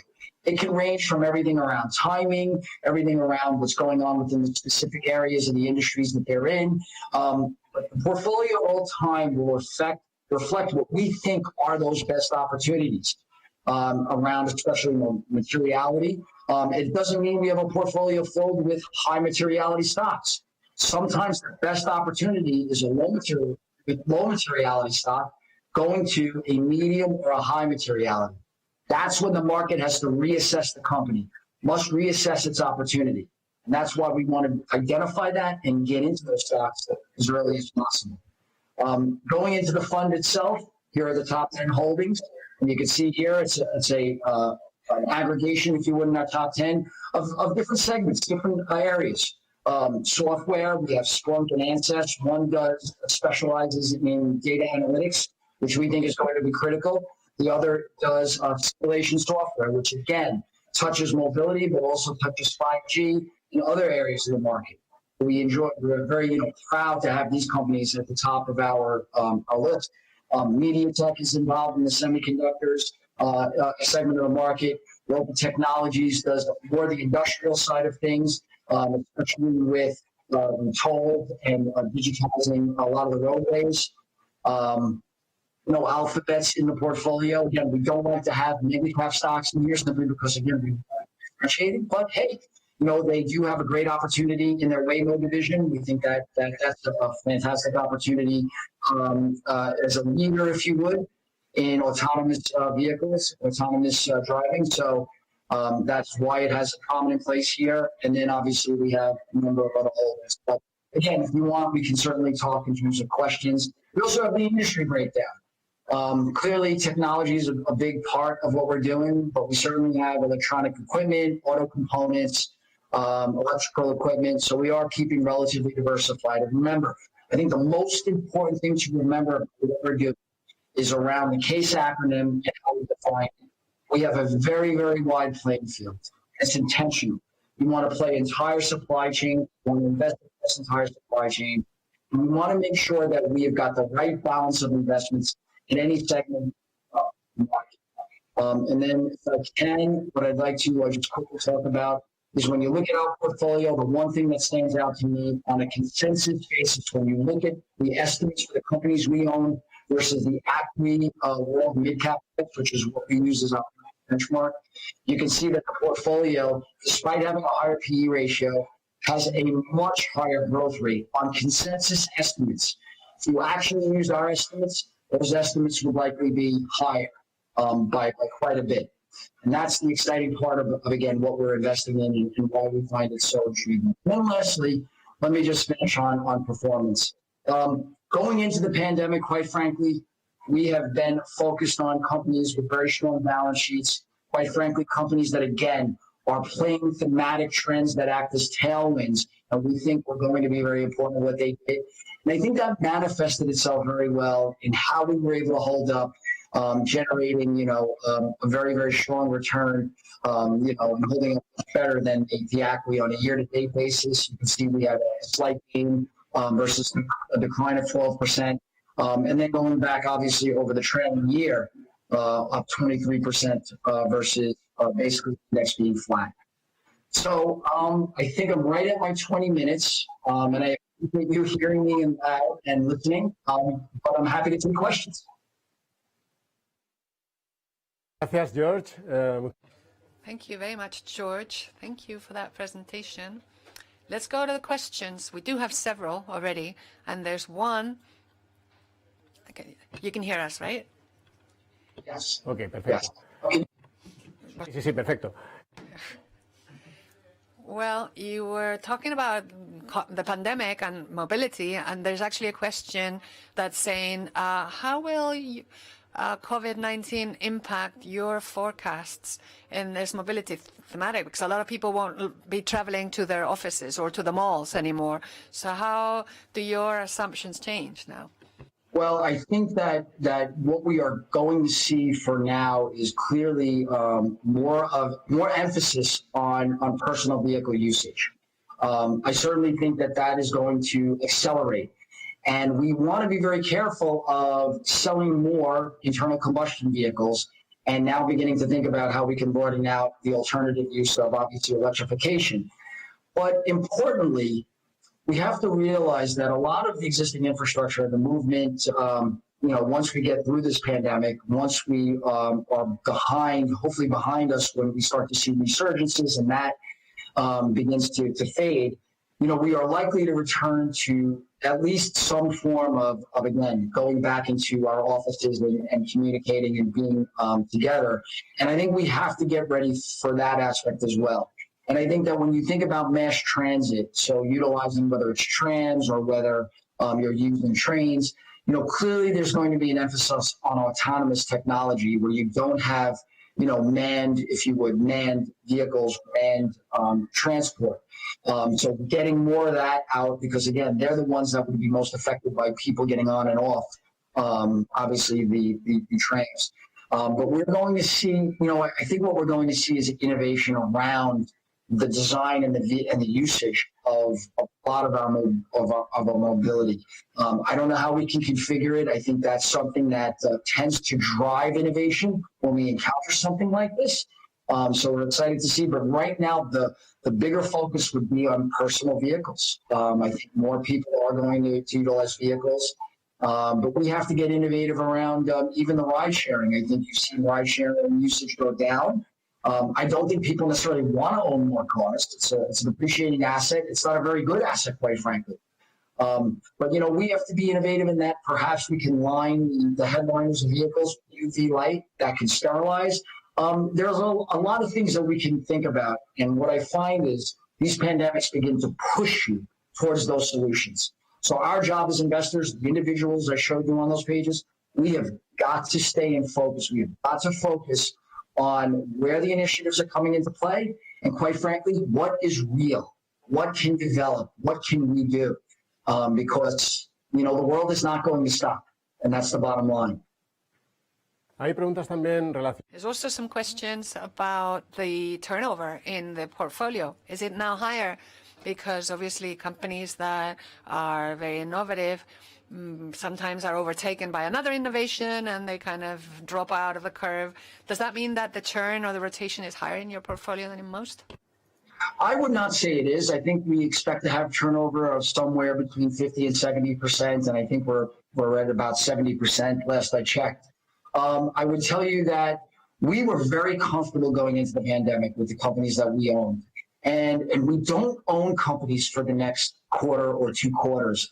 We really do focus on companies for the next 2 to 3 years. So unless we felt there was a material shift in the company's development or execution trajectory, well, then we would change and begin to perhaps, alter, if you would, that complexion. We were not very excited about many of the automotive manufacturers. We were focusing more on a lot of the component suppliers, especially the ones that had higher levels of what we think are differentiated products. And I think that's been very helpful to us. I think we are playing a lot in the technology space, and what the technology companies are doing is they're leveraging their opportunities, even around this work from home concept, if you would. We're seeing a lot of the, obviously, of the opportunities that the companies have sort of, playing into this with this work from home. Because we're going to see a lot more develop in terms of what we think are going to be the reshoring of supply chains, the reshoring of a lot of different things. And that's going to get more into factory automation. So we are starting to see some of these shifts develop, but you have to be very, very careful not to react quickly. So for the portfolio to turn over would imply that we are seeing a change and we are making a shift very quickly. But, I think that even the rhetoric around, let's say you want to move the supply chain out of China, bringing it back to the United States might not actually be the best option. You might see that change take place. Perhaps it goes to Vietnam. Perhaps it goes to another country. So we as investors can't react. We need to go through those ideas, go through where these companies are going to basically be spending that capital. Because the capital expenditures are really where companies benefit. If you reshore to the U.S., factory automation becomes critical. We will not be competitive on a labor basis. We're too expensive to manufacture. But if you can bring in significant factory automation on a 5G network, right, that helps to optimize that communication throughout your entire supply chain, where you don't need people with clipboards anymore checking inventory, it's all automated, you now begin to have this advantage. And I want to make one point here. I think it's important. But when you hear governments talking about 5G being a matter of national security, it really is critical. You're going to be building your future economy on a digital platform that is 5G. So yes, you must be, focused on this. But I do think the opportunities around it are going to be incredible. But you're not going to watch us react to them. I don't think that's a dangerous game to play. Josh, tenemos también. Well, George, we also have a question about privacy, data protection, and so on. I know that in the US that's a concern, and in Europe even more so, I think, because our regulation is so much stricter. How much could that become or to what extent could that be an obstacle? We've seen that how in COVID-19, these tracking or tracing apps have not really been very successful in France, for example, because people didn't saw it as a privacy issue. So how much of an obstacle could that be? I think it can be, quite frankly, a significant obstacle. And this has always been a very, very challenging topic. And I will tell you why. Because we do value our privacy. Most individuals certainly don't want to overshare. A lot of times we don't realize we're oversharing. But what's important is this, right? The companies that you interact with that actually capture your data, for instance, all of you have generated significant data today from the moment you woke up to the moment you got to this presentation. All right, that data is in the hands of not one company, but many companies. But the idea is that, okay, so they have the data, and under regulations, they can't do much with it in certain ways. But if they could do what they wanted, they can let you have services that are tailored to you. They can find things that are relevant for you. They can suggest and use your data to help in theory, provide better services for you as well. That's the double-sided coin. That's the double-edged sword, as they say here in the States. And that's a hard one. If you look at the younger demographic, they are much, much freer and willing to share their data. I think as you go higher in the demographic, whether you go to the baby boomers and maybe even the Gen Xers, they're more reluctant. But sharing of data is, again, it's a challenge, because the more data you share, the better things around you can be tailored to you. But you're right, having all that data will also mean that your data is now in the hands of many companies, and they have a profile on you, and they know a lot about you. And you're right, and around the contact trackers and how that would work. You know, there's a saying in the States, and it was always around something called garbage in, garbage out. And if the data itself is somehow manipulated and not really captured in its purest form, then a lot of times your output isn't that good. So again, what you hope is if you're using, and again, leveraging these contact tracers, you need to have this openness of information. But again, I think that that's a very challenging aspect. I don't think a lot of people are willing to share their data and will share it in a way that is truthful. But the one thing that doesn't lie is when your phone is tracked, because that tells you exactly where you are and where you've been and everything you've done. That's the truth. Nos estamos quedando. Well, we're running out of time, George, but I do have a couple more questions, which maybe you can answer really briefly. There's one question we have to ask, and that's about valuations. It's valuations, obviously, we're all watching the trends, but there is some concern about whether valuations are not too high already. In your presentation, you said that, you said that as well, but I wonder if you want to add more details, since there's several questions about valuations. Yeah. Just really quick on valuation. I think that's a great question. I think it's probably the most important question in some ways. But for us as investors on the mobility innovation team, I want you to understand, we don't actually use valuation up front. That's at the back of the process, and I'll tell you why.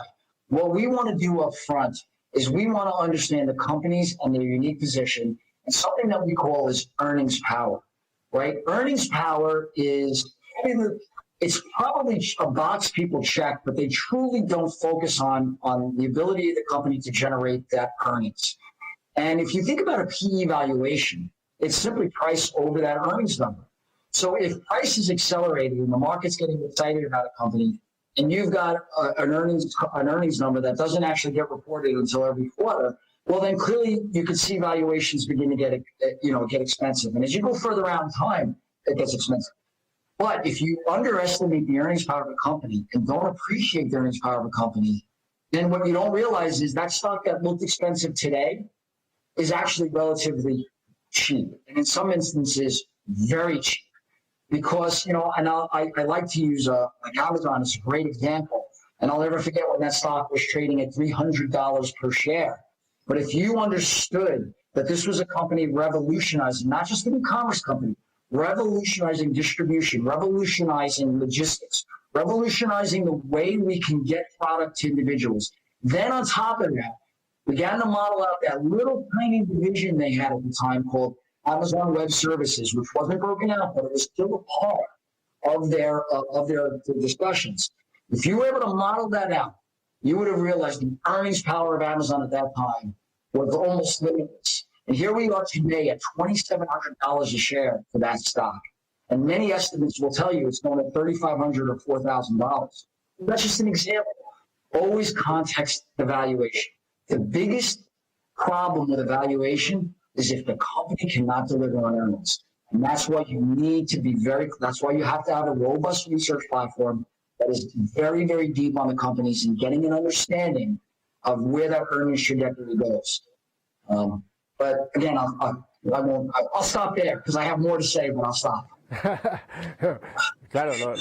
Well, of course, that's the hardest part, to know where the earnings are going to go and not just stay with a general idea of where the valuations are right now.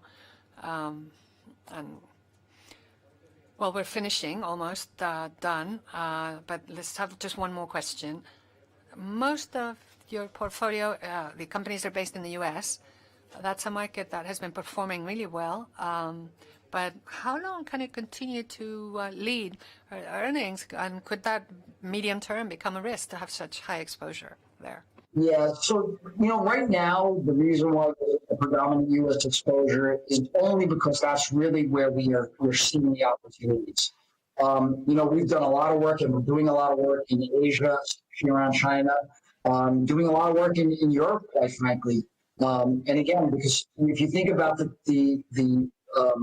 you think about the complexities of investing in the space, it's important to realize that we're seeing a trend develop. And what's interesting is I think a lot of companies now, because we can get to not only factory automation is revolutionizing things, but if you think about it, a lot of companies are now thinking of manufacturing local.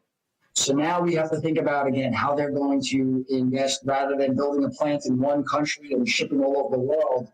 We're now able to optimize where we can manufacture. And there's some elements of that are quite exciting. But the opportunity for these companies right now is predominantly in the U.S. As we see more develop in China, and we did have at one point a much higher China exposure, but China's going through a market that has a significant number of EV manufacturers right now. And that has to consolidate, and that's actually a bigger risk to us. So we're kind of staying away from that aspect. And we're trying to move towards, again, more of the suppliers. We're pretty excited about our exposures in not only the US, but also in Europe.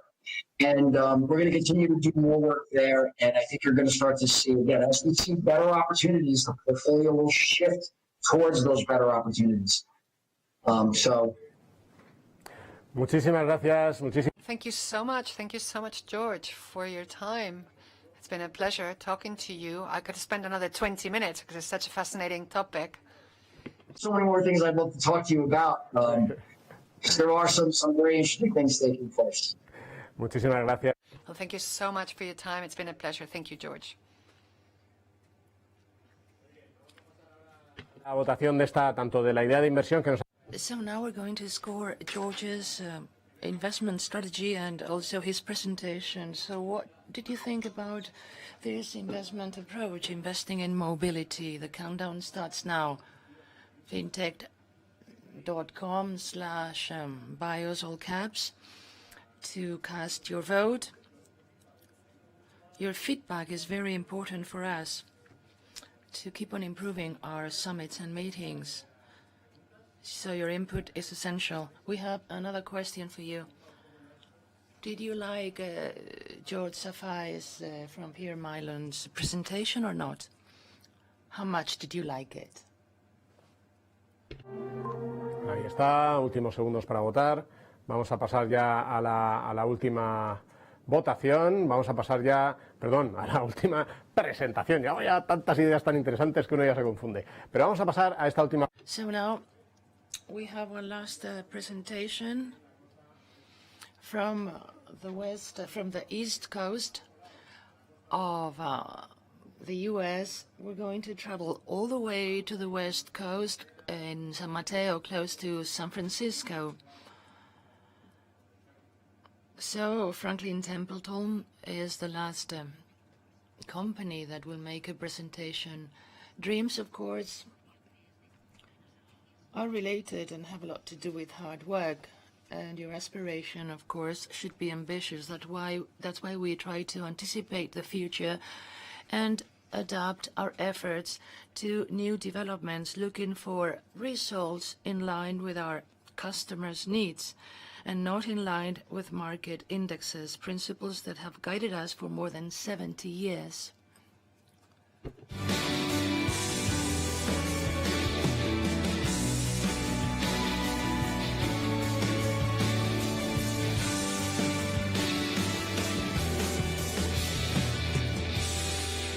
Reach for better.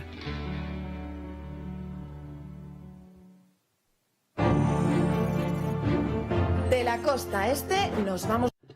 From the east coast, we travel all the way to the west coast, to the beautiful city of San Francisco, to meet Grant Powers, a Franklin Templeton manager who's convinced of the potential of U.S. equities. He loves skiing and Utrecht with his wife Caroline and their 3 children. So thank you very much for closing this BIOS 2020 summit, Frank. Hi, Grant. Tiempo para ti.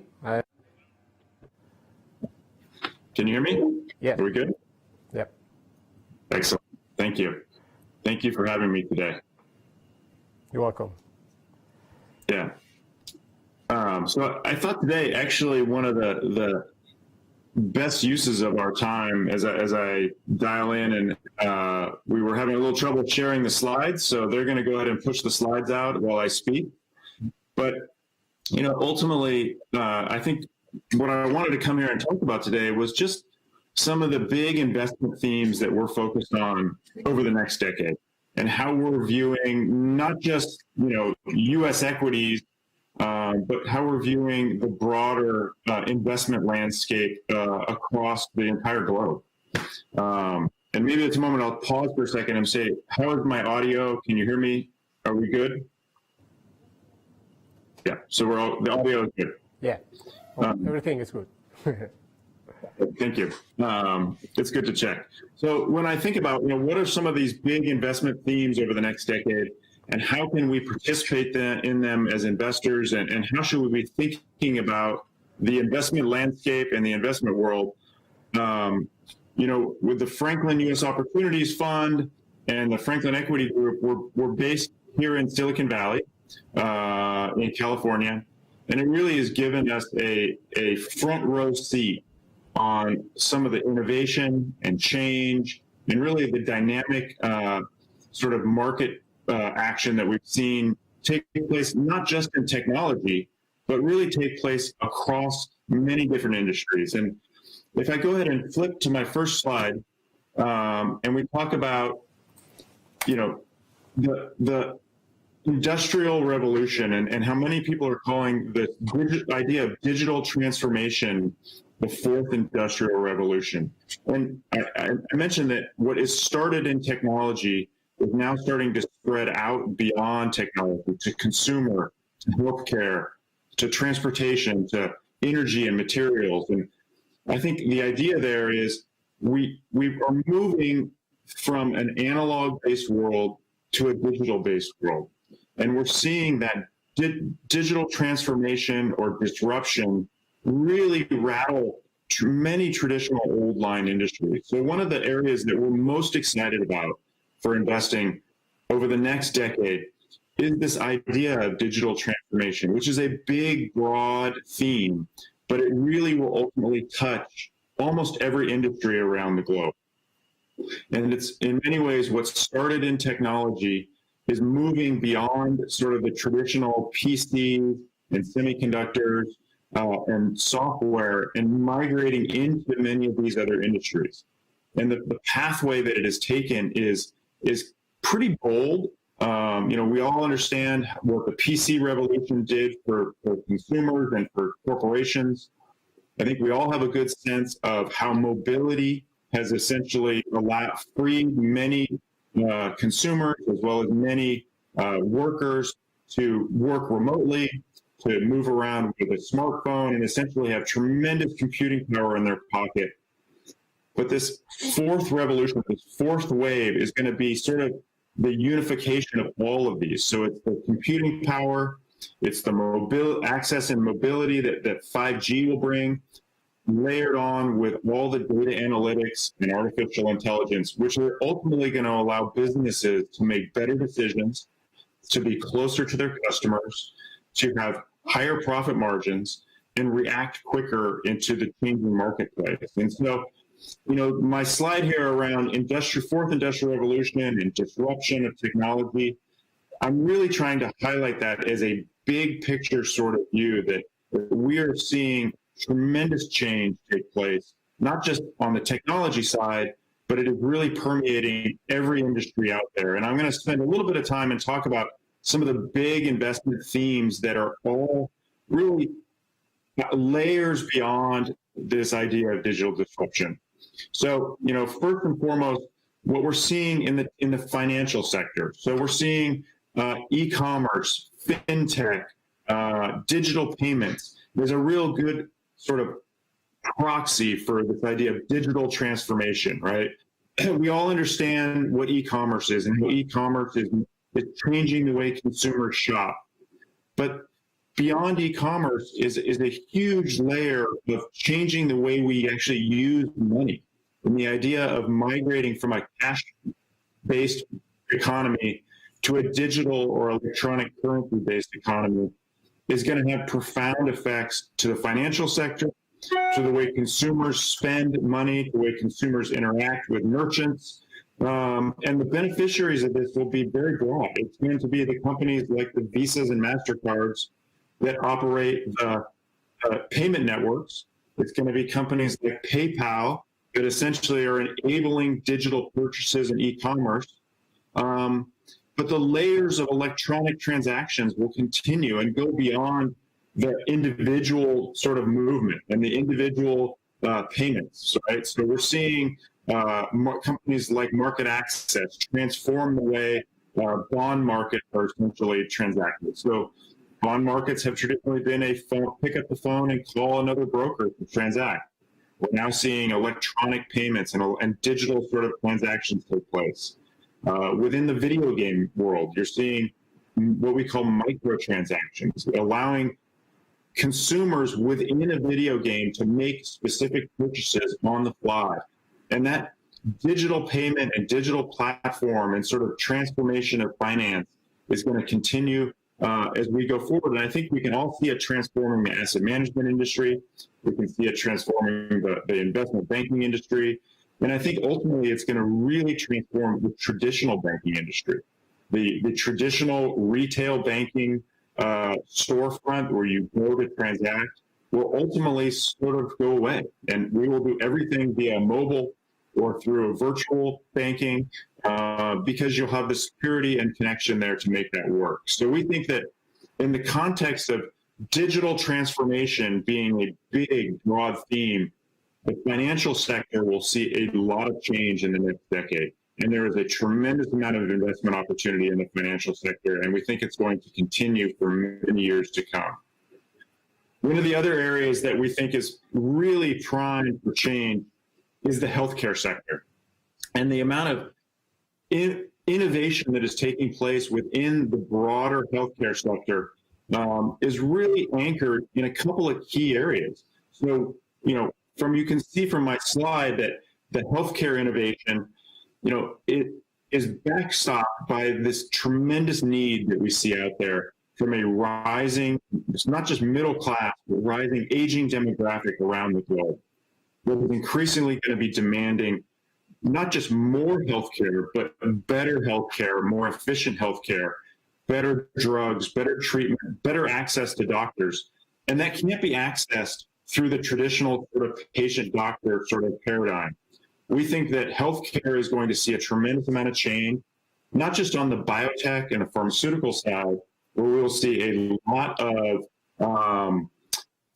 innovation take place from genomics, DNA sequencing, new medical devices, but a lot of new ways that consumers will access medicine. And I think the COVID-19 crisis has really highlighted this. And we're seeing the rise of virtual medicine becoming more normal.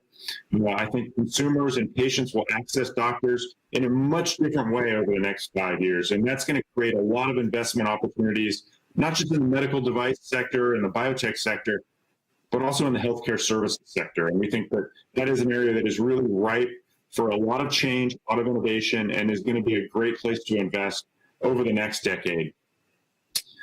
So, one area that I think is going to continue to be a big focus of technology companies, and keep in mind this is all off of this tree of digital transformation, is this idea of cloud computing. And cloud computing is a term that I think everybody's very familiar with now. We've been big investors and focused in this sector for a number of years. We see it as not just transformative to the way businesses conduct their sort of everyday sort of interactions and processes, but really transformative to the way they structure their businesses. So as a great example, I think we all understand now the value of a distributed workforce and the ability to work from home, the ability to work remotely, that is enabled and backstopped by a cloud computing infrastructure. So every company in the last 5 or 10 years who invested in cloud computing and built a cloud computing architecture for their companies has come through the COVID crisis really very well. And their employees have been well connected and been able to deliver a tremendous amount of productivity remotely. Companies that did not make those investments are racing to catch up. They recognize that this idea of a distributed workforce is probably here for many years to come, and it's going to continue for quite some time. So we think it's going to take place not just at the big cloud-based platforms like the Amazons and the Googles and the Microsofts, but also the software-based companies, a lot of the semiconductors, the sort of infrastructure to build the vast cloud infrastructure that is going to be needed and required to allow a large percentage of the global workforce to work remotely, probably for the foreseeable future. We view this as a multi-trillion-dollar opportunity, and on par, to put an analogy out there, this is sort of what I would say on par with when we first essentially electrified the developed world, right? This is the rollout of electricity and the turning on of the lights for many industries. Cloud computing is the rollout of essentially a more improved computer architecture that will allow companies to perform much better in the future. So we think cloud computing is has tremendous opportunities going forward. And I would say my last big theme is this idea of the Internet of Things. And this is really tying all of this together, right? The 5G sort of platform that we see out there that is going to be rolled out, the artificial intelligence and data analytics, combined with what we think will be an increasingly connected world, is going to create tremendous amount of opportunities for a lot of investors. And in our U.S. Opportunities Fund, we continue to view this as not an area for pure plays, not an area where there is one Internet of Things company, but an area that will benefit connectors, semiconductors, software companies, communication architecture. So the way we communicate will increasingly change and accelerate. We've seen semiconductor content on automobiles improve dramatically. So the number of connected parts of your car are going up really every year. The connected parts of your home are going up every year. So we think that this is an area that we're going to continue to see a tremendous amount of opportunity, a tremendous amount of innovation, and an incredible amount of change taking place for investors, but also for consumers and the way we live our lives. And I think it's a really exciting time to be investing, not just in tech, but in what I would call sort of tech adjacent areas where technology is disrupting and changing industries is really the next big investment opportunity. Technology is fantastic. We love technology, but it's where technology is going to impact and change more traditional industries that have been slow is where you're really going to see the opportunity set over the next decade. And so, we are in the U.S. Opportunities Fund on the next slide, really participating in a lot of these investment themes. They anchor a lot of our broad-based sector allocations. They're based on our fundamental research. As I mentioned, we are based here in Silicon Valley in California, so we have a really unique insight into what we're seeing and the change that is taking place. And we're able to cast a really wide net across a lot of industries, market caps, and hopefully create a strategy that positions clients and investors to have a piece of what we think is the future, right? Have a stake in what these next great investment companies are going to be going forward.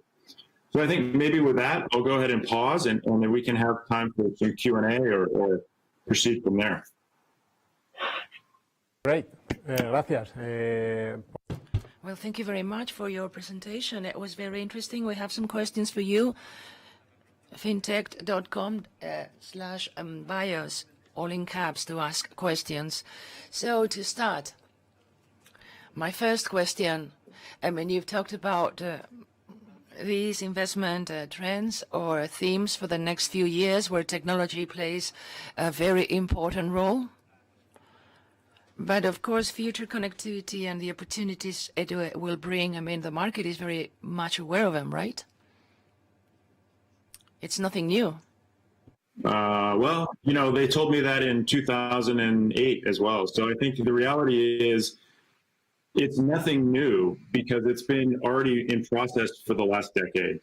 And I think our view is that it is nowhere near completed. I would say we are in probably the first 20 to 30% of what is going to be a decade-long transformation. So a lot of these themes that are here today have been here for quite some time.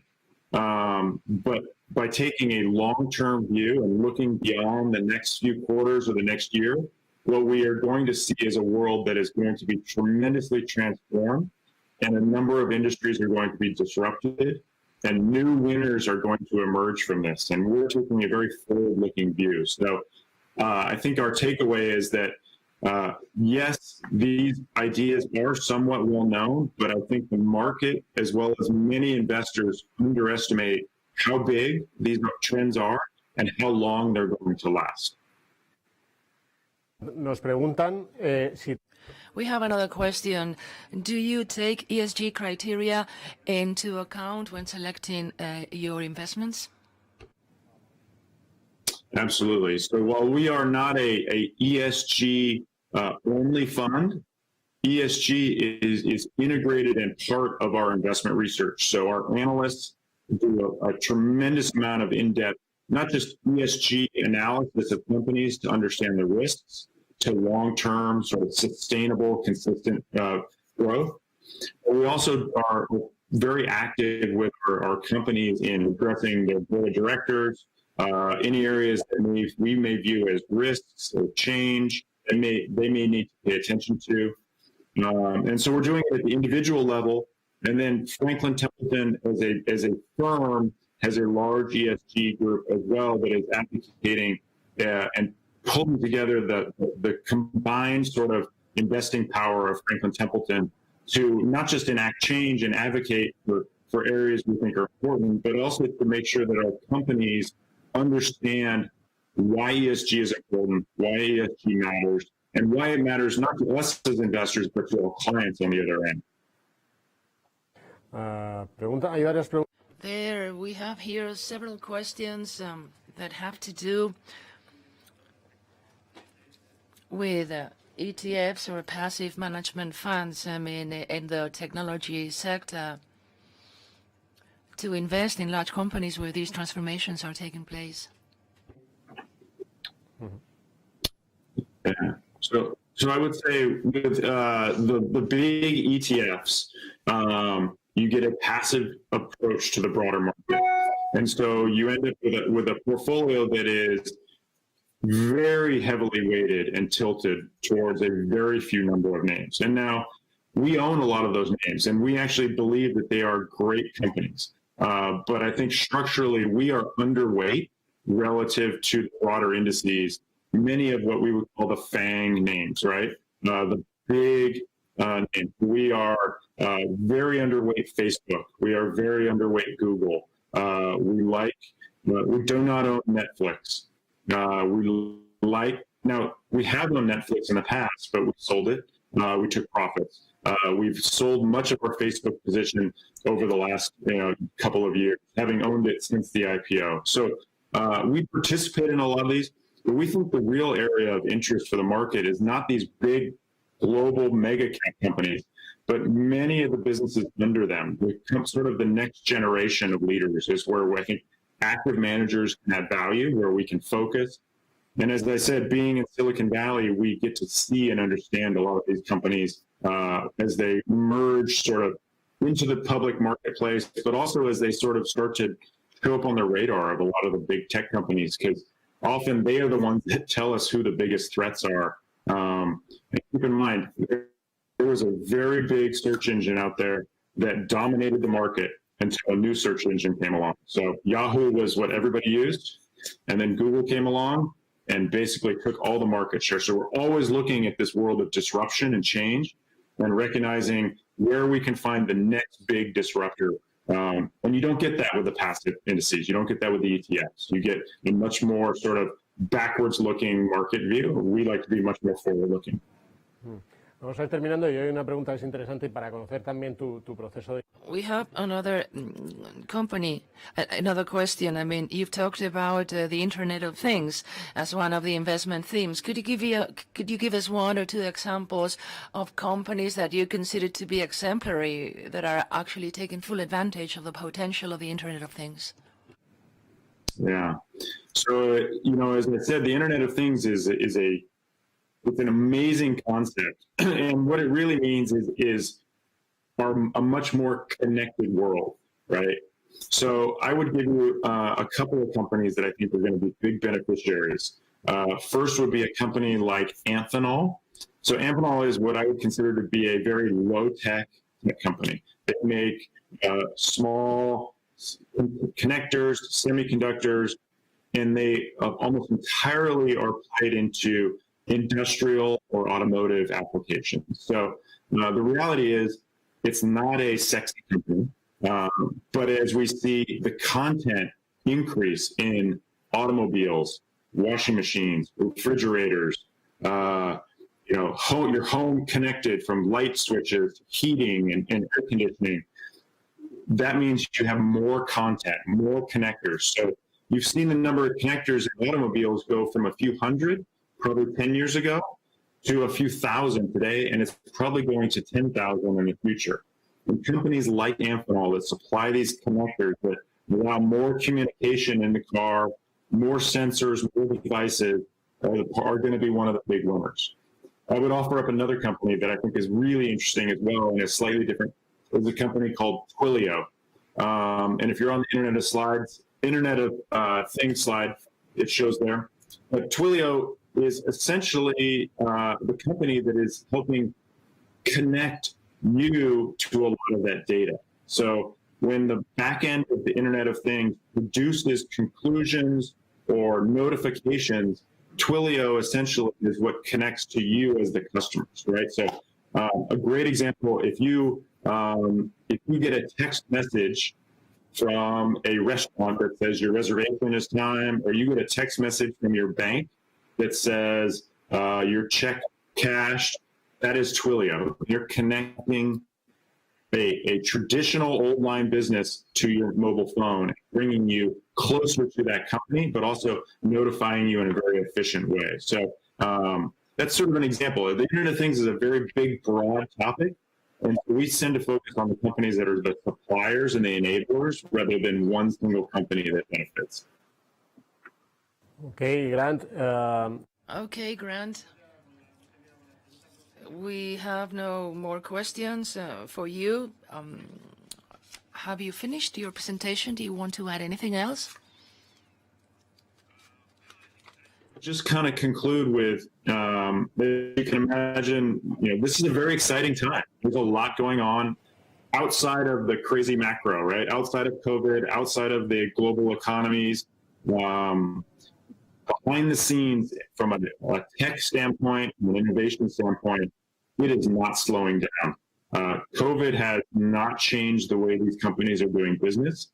It has not changed their ability to raise money, their ability to invest, to hire, and to innovate. And I think what we're going to see as we come out of this sort of disruption, however long it takes, these companies are the ones that are going to sprint well ahead of many of their peers. And it's going to be very dynamic in the next 5 years.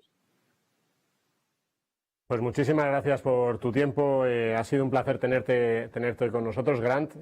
Buenos días para ti, casi, porque tienes... Well, thank you very much, Grant, for a very interesting presentation. You have a whole day ahead of you because you're 10 hours behind us. So it was a pleasure to welcome you here. Thank you very much. Muy bien, pues terminamos ya. So we bring this to a close. Thank you very much, Grant. We will conclude, we'll wrap things up with two questions. To get your feedback, what do you think about this investment strategy? Presented by Franklin Templeton, the countdown starts now. You can vote in fintech/BIOS. So thank you very much for your feedback. Your feedback and input is very useful for us to continue to improve our activities and meetings. And one last question. Could you score this last presentation? Ya. Muy importante, ahora mientras termináis de votar, todas las presentaciones... So, and by the way, all the different presentations are now available in our website. In the presentations tab, you'll find all the different presentations, including the videos. And something else I'd like to underline for our affiliates. The link to our intranet to take the test will be available in a few minutes, so that you can certify this training. So one last question. What's your opinion on this last session? It was interesting or not? You found it useful or not? So the countdown starts now. So you found them useful, these presentations, for your investment strategy? You found it more or less useful, so please score this last session. Well, thank you very much once again for your participation and your feedback. And before we conclude, let me mention our partners that made this very international summit possible. We've had Fidelity, Mellon, Franklin Templeton, MMG, Morgan Stanley, Nordea, of course, Odo, BHF, and thank you very much for your support in this first BIOS 2020 summit. FinTech Spain, of course, thank you very much for your support. I'd like to thank the whole team, Jaime, especially Jaime, Nafa, and the whole team, including Antonio and Sarah, the technical team in FinTech. I mean, a summit meeting with many different connection points, which was actually a technological challenge. So thank you very much to all of you. I'd like to invite you to the upcoming BIOS summit meeting. So thank you. We don't have the final dates yet, so it was a pleasure for me. I'll see you soon, hopefully. Thank you very much.